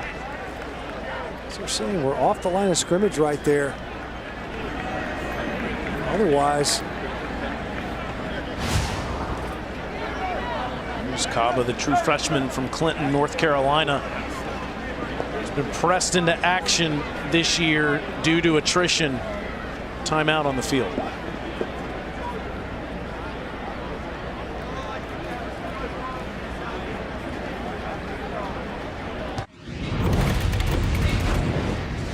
Let's take a look at the road to the championship, brought to you by Mercedes. Path is clear for Florida and Alabama. Each need just one more win to clinch a spot in Atlanta to compete against each other and what would really be a de facto quarterfinal game. Right. You know, when you look at those two football teams, and, you know, if you're Florida, you know, one loss coming on the road by 3 points to A&M, and A&M sitting just outside the current college football playoff rankings, top 4 at number 5 in the country. Daniels takes a shot, and that was dangerous. Almost picked off by Shiloh Sanders. Yes, Dion's kid. Should have been picked. Cam Smith is injured. And this is a bad decision by JT Daniels. He tried to force this one in there. Shiloh Sanders easily could have come up with that pick and gone the other direction with it. You see this right now. And Cam Smith actually ends up kind of, it looks like Smith gets a piece of this football with his right arm inadvertently. He ends up unintentionally breaking up the would-be interception of Sanders. It didn't even look like Burton was looking for the football yet. 10th play of the drive coming up. On 2nd and 15. Daniels to the end zone, and it's dropped. Burton had a hand on it. He had a shot at it, though. As you mentioned, he drops this ball in there. There's some hand fighting along the boundary. Burton just couldn't quite corral this one. Had a shot at it, no doubt. They'll watch that one on film and know that they missed on that one. Working against Joey Hunter. Pressed into service with that injury to Cam Smith. 3rd down and 15 for Georgia. Must get to the 5-yard line. Edwards with the handoff, and he stopped inside the 15, down at the 14. Jalen Foster on the tackle. Anticlimactic end to a long drive, and remember, Edwards was in the end zone. It was an illegal formation that brought that touchdown run back. The Dogs will settle for a field goal. Well, Rodrigo Blankenship had such a terrific career. Jack Podlesny, the redshirt sophomore from St. Simon's Island, Georgia, has come in and had a great year so far. 9 of 11, this from 32 yards. And our new score is 38-10, Georgia. So I know you're probably trying to figure out where to get your Christmas gifts, and I have the answer for you right here at Academy Sports and Outdoors. They have everything that you might need, including trampolines. Let's just not wait to wrap up the trampoline, put it under the tree. Just go ahead and get it right now so you can have fun all season long, right? With Matt Stinchcomb and Alyssa Lang, I'm Taylor Zarzer here at Williams-Brice Stadium in Columbia, where the Dogs are all over the Gamecocks tonight. 38-10. Mike Bobo coaching against his alma mater. Stinch, I know that Georgia fans are disappointed because the standard now with Kirby Smart is compete for the national championship. And in 2017, 18, and 19, at least through the SEC championship game, they were doing that. Chances are that's not the case this season. Yeah, outside looking in this year, all SEC schedule. You drop that game versus Alabama, and then you lose further ground when you were incapable of capitalizing on plays that were there to be made in the passing game versus the Gators. Starter at the time, Stetson Bennett, separates that shoulder. That was the difference in that ball game. Take nothing away from the Gators. That offense has been special. Second only really the Tide this year offensively. And unsurprisingly, a couple of Heisman front runners at quarterback for both those teams.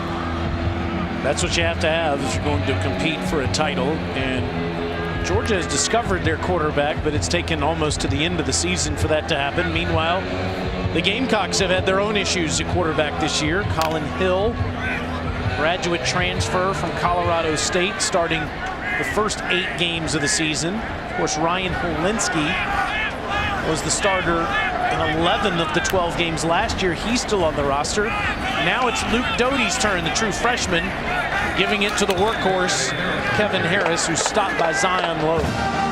Hey, you know, if you're a South Carolina fan, at least you're taking a look at that. This is a peek into the future, perhaps.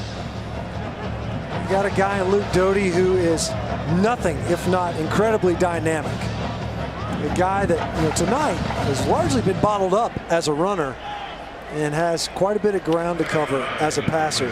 But there's no doubt that his influence on his teammates and his ability can have a big impact on what this offense can look like going forward.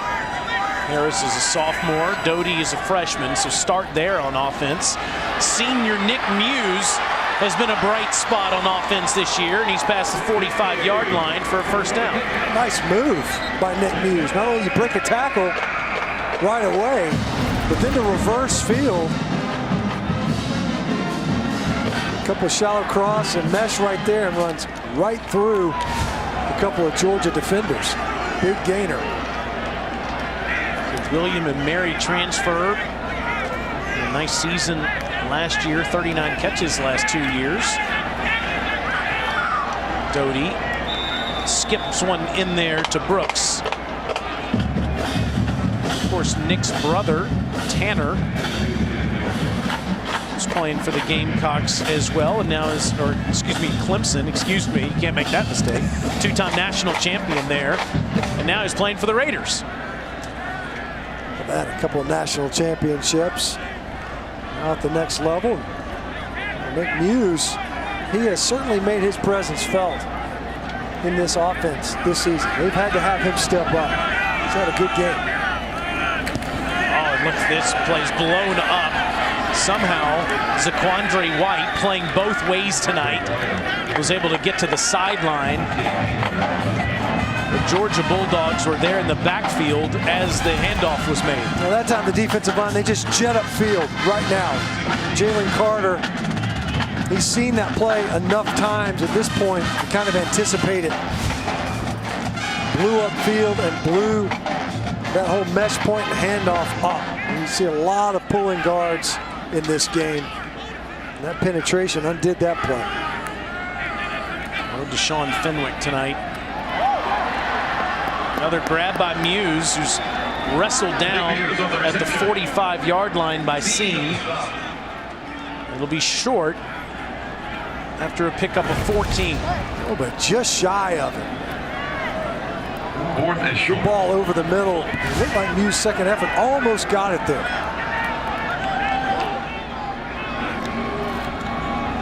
On 4th and 1, White moves the chains.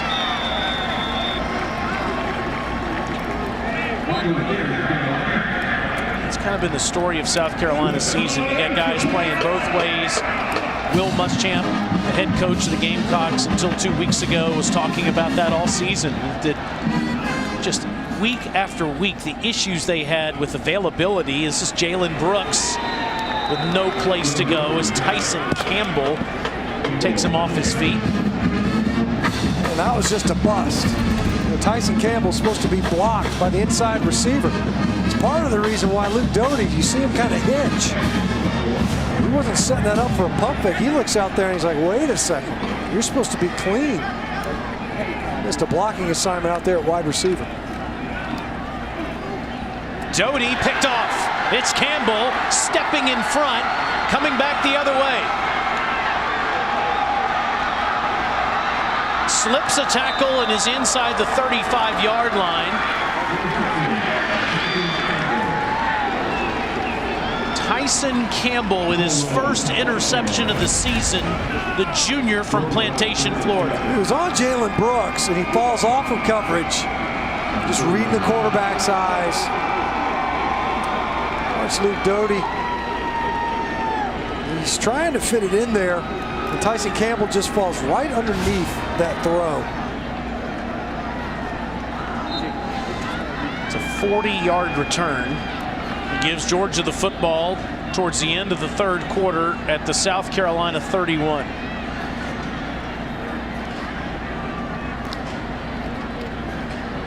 Back to the ground. McIntosh with those huge holes all night. This is 10 more.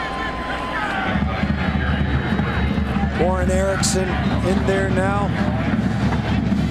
Offensive front and right guard for Georgia. It's kind of hard to believe that, given the back and forth this rivalry has created in the 20th century, especially in this decade, in the last 10 years, with each team winning 5 times, this would be a get-right game for Georgia's ground game, but that's been what it is tonight. McIntosh stumbles but gets inside the 10-yard line. There's a flag down. White has 84 yards. McIntosh, depending on this call. Holding. Offense number 50. 10-yard penalty. Still first down. He has 79 and Cook's over 100. Incredible performance by them tonight. That's Warren Erickson. I just mentioned him in there. He rotates at times with Ben Cleveland at right guard.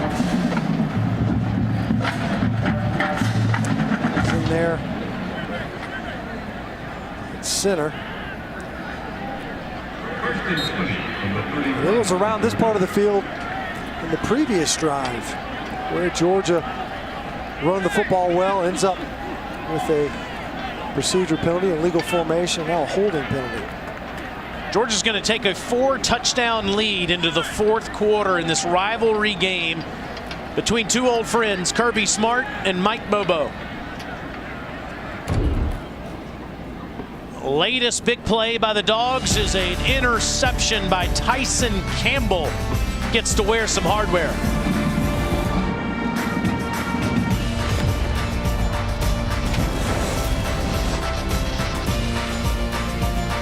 That Aggies defense all over LSU tonight. Here, JT Daniels, first play of the fourth quarter. Hello, touchdown all the way to the end zone as it's Arian Smith.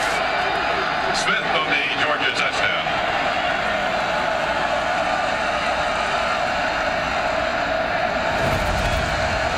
And Smith looked like he was fired out of a rocket. Out of a cannon, man. We were told by the coaches, make sure he is on your board. We're going to get a ball to him. And they did. Got coaches rolling ankles over there trying to celebrate with these guys. You know, they all take those lessons from Kirby. He's been doing that for years. Yeah, he's doing that to get somebody's attention. How about that? Arian Smith, a true freshman from Bradley, Florida, getting some congratulations on the sidelines. They had probably a delay the game. Offense. 5-yard penalty. Still a try. He had a few minutes to think about that, knowing it was about to happen. That's a good-looking ball from JT Daniels, an open receiver to throw at, working against Joey Hunter. And you talk about a short-handed secondary that got even more short-handed tonight. Cam Smith injury. Guys were pressed into starting roles. And the passing game popping up for Georgia. Well, the Dogs have found their quarterback. There's no doubt about that. But this offseason, there were all kinds of options. You know, you had Mathis, Bennett, Beck, Jamie Newman transferred in from Wake Forest, but then opted out before the season started. That was aggressive. JT Daniels comes in, starts last week, throws for over 400 yards and 4 touchdowns. Speaking of aggressive, that's an aggressive mustache that has since been removed. Yes, that's right, man. Maybe the mask pulled it off. Regardless, quieter night tonight. You know, the interception was a strange one. You know, kind of bounced off Karis Jackson. The 10 of 16, efficient, 139 yards. And, you know, really it's been all about the ground game. And so you've got back-to-back weeks, polar opposites. You know, they needed every one of those touchdown throws a week ago to beat Mississippi State, just to keep pace with the Bulldogs. So I'm sure all Georgia fans that are watching, and I'm sure they've been doing this to you all week, given your legendary status, with the school. But they've been asking, where was he? Why did it take so long? This is a mistake. White is going to be tackled. I guess they'll give him the 2-yard line. We'll get to Daniels in just a second, but nice tackle by Sherman, and they're going to mark this. Let's see, at the 2. Wow. Yeah. Of course, you can call a fair catch anywhere inside the 25-yard line. That's exactly what his coach is letting him know. Now you've got your offense backed up, little to no breathing room. And White's defense, he's played defense, they're running back, he's returning kicks. Amos, he'll give him breathing room. Stays on his feet near the 35-yard line. Nice run. Rashad Amos.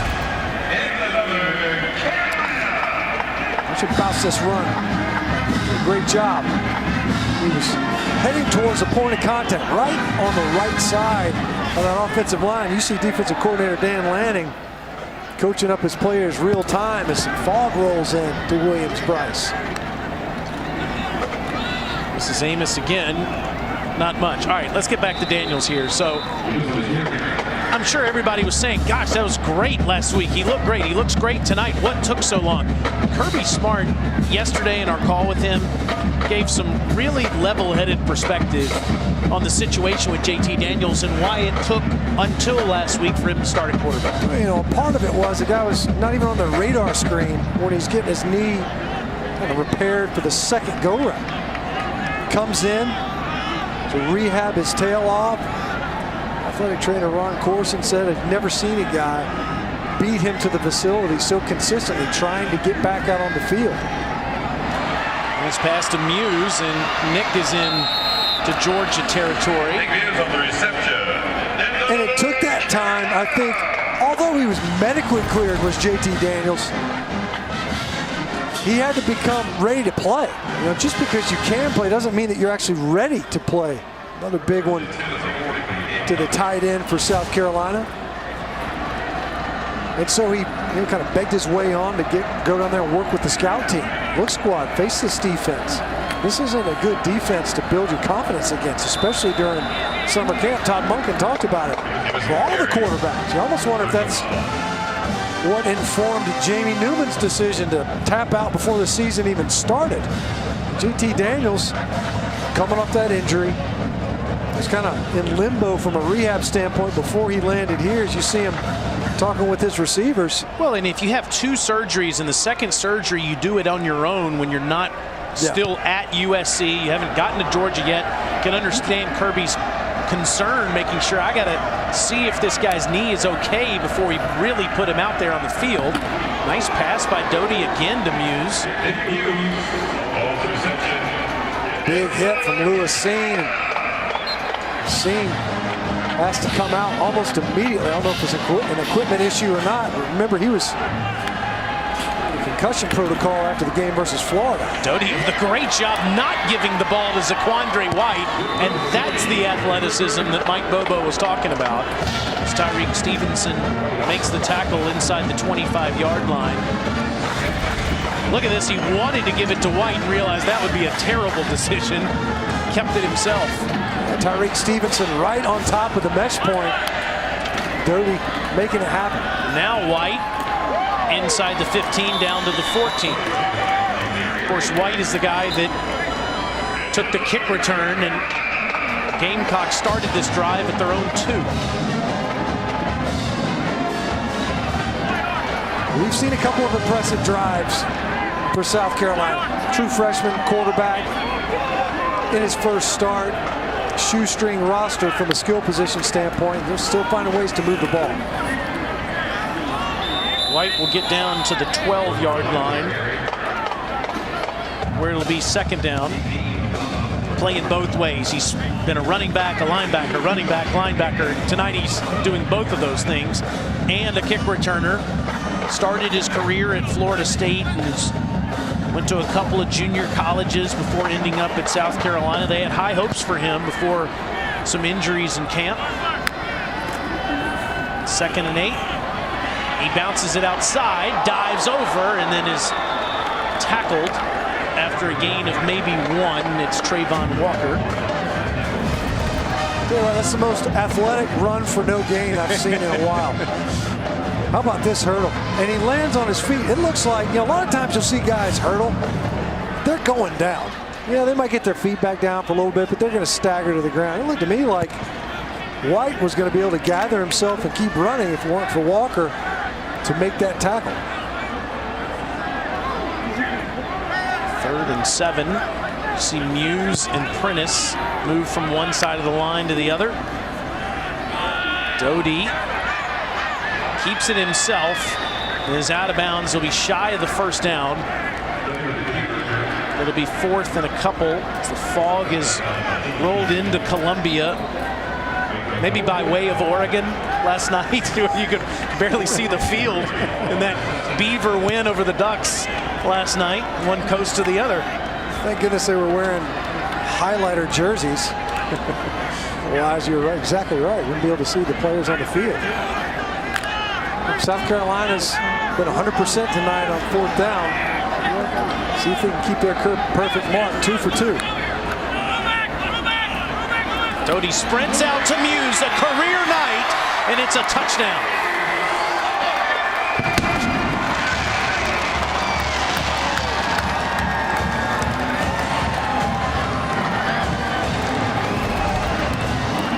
Another impressive drive for South Carolina. Nick Muse, what a night he's had.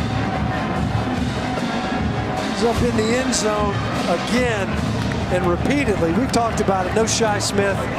They had to have somebody pop up.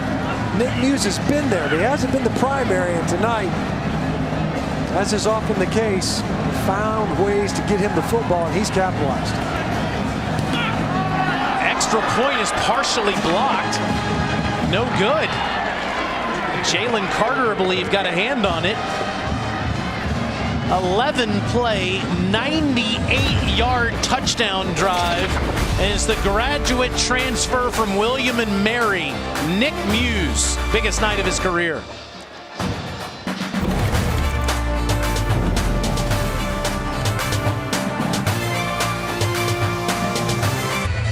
A little more gray than he had when he was being protected by Matt Stinchcomb. I might add, decades ago. Back in the mid-90s. There's Stinch over there on the left, number 79, and there's Mike Bobo saying we're going to give it to number 19, Hines Ward, in some way, shape, or form, probably. That's right. Not a bad plan. Yeah. Only a quarter century ago. Wow. That's crazy, isn't it? This is Jackson. Great punt return, a couple of good kick returns tonight too, and he gets it past the 30-yard line.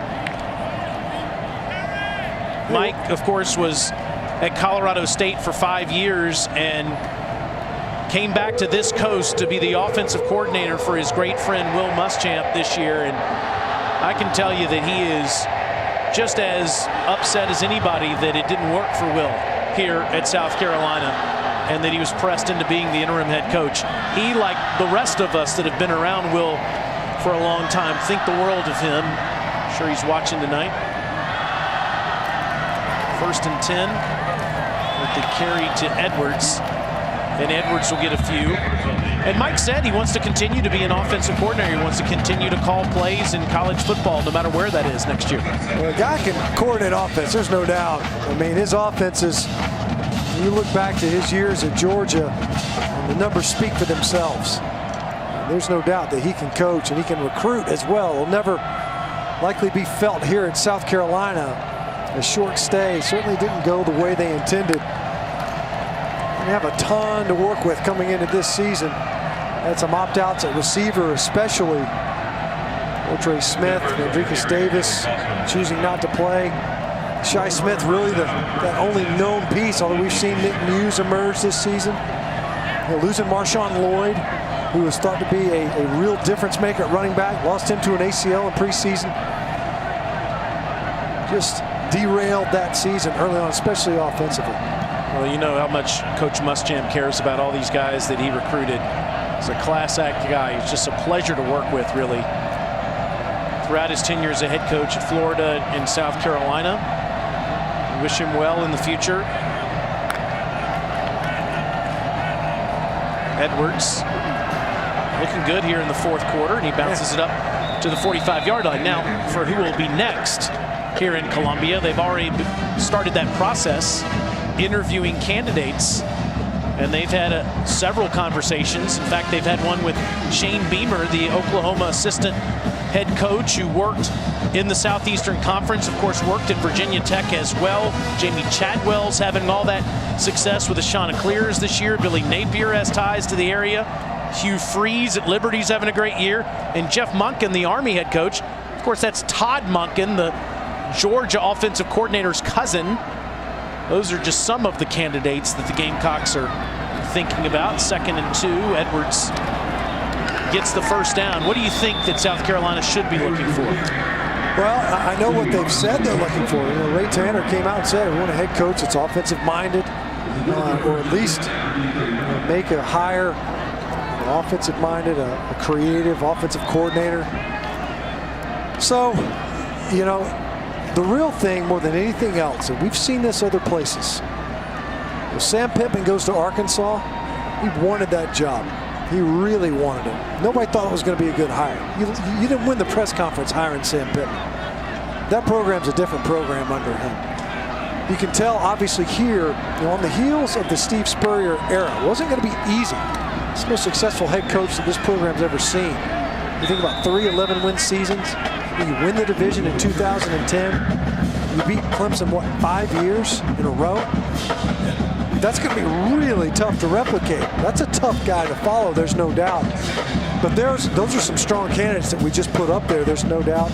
You know, there was reports this week, Scott Satterfield was a candidate, at least from the South Carolina's perspective. You know, he's since put out statements indicating that he's going to stay at Louisville. But there's no doubt the challenge is different here now. You know, when Will Muschamp got here, when Steve Spurrier was coaching here, from a facilities standpoint, this program was probably close to last when it came to bringing in recruits and even functioning as a program. That's not the case anymore. They've got fantastic facilities here at South Carolina. Edwards is running hard. The Dogs are over 300 yards rushing now tonight. It's the first time they've done that since the beginning of the 2019 season. Well, I don't know who they end up with and who Ray Tanner, the athletic director, decides on. But Shane Beamer was here when Steve Spurrier had that success, at least for several of those years. Coached at Georgia with Kirby Smart for some years before he joined Lincoln Riley out in Oklahoma. No head coaching experience for Shane Beamer. And you wonder how big of a box is that for Ray Tanner and President Caslen here at South Carolina to be able to check. Kirby Smart, of course, had never been a head coach before he came to Georgia. Edwards all drive long, and it's another first down inside the 25-yard line. Kirby's now all of a sudden has a little bit of a coaching tree. Yeah, you know, you think Mel Tucker goes to Colorado for a season, bounces up to Michigan State. Beat Northwestern today. Huge victory for Sparty. Wow. And the Big Ten, you know, Ohio State sitting at home again this week. Game canceled. But you're right, Sam Pittman now, head coach at Arkansas. Shane Beamer getting a look, potentially to be a head coach here in the SEC as well. Play after play, it is Edwards, who now has 11 carries on the night. Georgia has over 310 yards as a team. See Edwards pointing over there to the sideline. Hey, does anybody else want to get in here? He hasn't gotten a ton of carries, but he got all 8 on this drive before he goes out here. Starting to wear out. A young player, you don't want to make too much of a habit of that. You see Kirby Smart coming over there, a little pat on the head. Working hard on this drive. They'll go to the bench here and bring in another tailback. down to the 13-yard line as he tackled there after a gain of a few. That's Prather Hudson. Yeah, Prather Hudson, who's played some defensive back, is now going to play some tailback as a graduate player.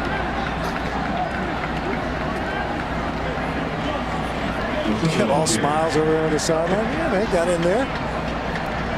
Let Edwards come over there, get a little water, get a blow, get back out on the field. Prather Hudson, I think, was the one that ran into Laura Rutledge a couple of years ago while she was doing a sideline report. Oh, boy. Clark skipped a beat on that one that night. Edwards gets down to the 10.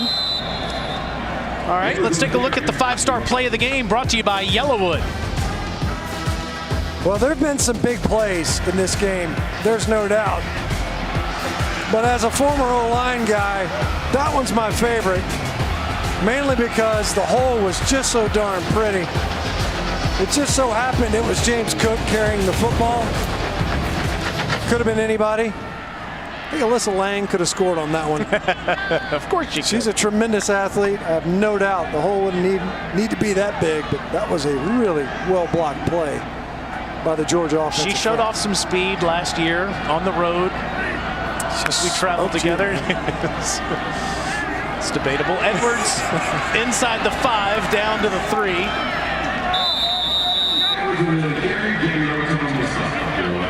No, I think she won that race. Didn't she? I think that everybody was pulling for her. She said it was a tie.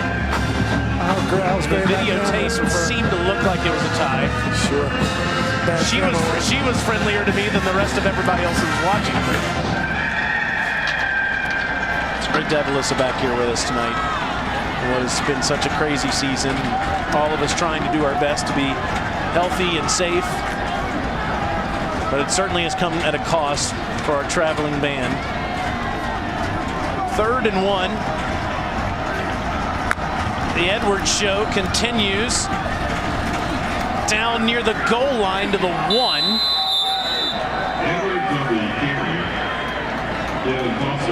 And it'll be 1st and goal, and we'll see if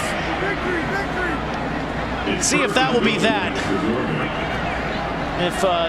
If Kirby wants to let Edwards finish this drive off, I don't think Mike Bobo would have a problem with that if he decides to let him do that. Or simply take a knee. Yeah. That's what they'll do. Well, and that just shows the class that Kirby Smart has and the appreciation that he has for his old teammate Mike Bobo. 45-16, the final tonight. Number 9 Georgia improves to 6-2 on the season with a decisive victory.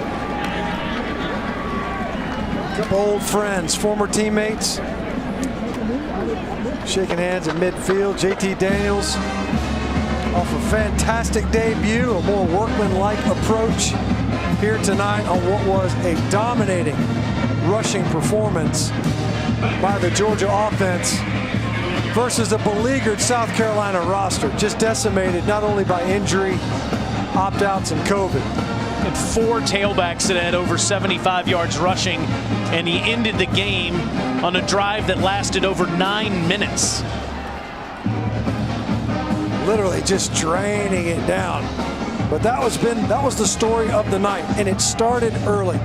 Had a couple of big explosive plays on that opening possession, but then very quickly, the Georgia rushing attack that did not even exist a week ago really emerged. You see a collection of quarterbacks there: Ryan Helinski, Colin Hill, JT Daniels, greeting one another at the end of this one. It's a rivalry, there's no doubt. After last year, well, a lot of these kids played together in high school too. I mean, with all the South Carolina kids that are from the state of Georgia that Will Muschamp recruited. Back for more in just a moment as the Dogs beat the Gamecocks 45-16.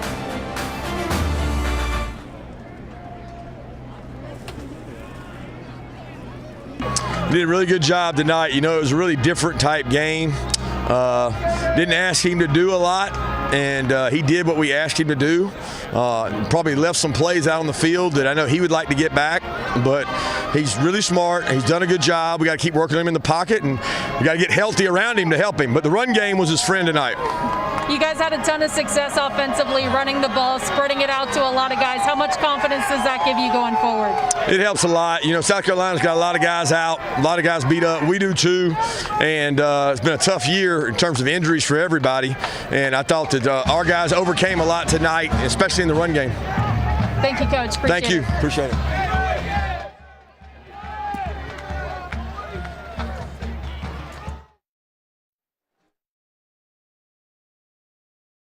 Yards per play on first down, 8 of 10 on third downs. The offense was terrific in every phase. Alyssa Lang is on the field with head coach Kirby Smart. Coach, how would you evaluate the way your young quarterback played now 2 weeks in a row? He did a really good job tonight. You know, it was a really different type game. Didn't ask him to do a lot, and he did what we asked him to do. Probably left some plays out on the field that I know he would like to get back. But he's really smart. He's done a good job. We got to keep working him in the pocket, and we got to get healthy around him to help him. But the run game was his friend tonight. You guys had a ton of success offensively, running the ball, spreading it out to a lot of guys. How much confidence does that give you going forward? It helps a lot. You know, South Carolina's got a lot of guys out, a lot of guys beat up. We do too. And it's been a tough year in terms of injuries for everybody. And I thought that our guys overcame a lot tonight, especially in the run game. Thank you, Coach. Thank you. Appreciate it. 50 wins for Kirby Smart in less than 5 seasons as the head coach at his alma mater. Thanks to Rick, Steve, and our entire production team tonight. For the College Football Hall of Famer Matt Stinchcomb and Alyssa Lang, I'm Taylor Zarzer from Williams-Brice Stadium, where it was all Georgia Bulldogs tonight, blowing out the South Carolina Gamecocks. Dari Noka and Gene Chizik have it after the break. So long.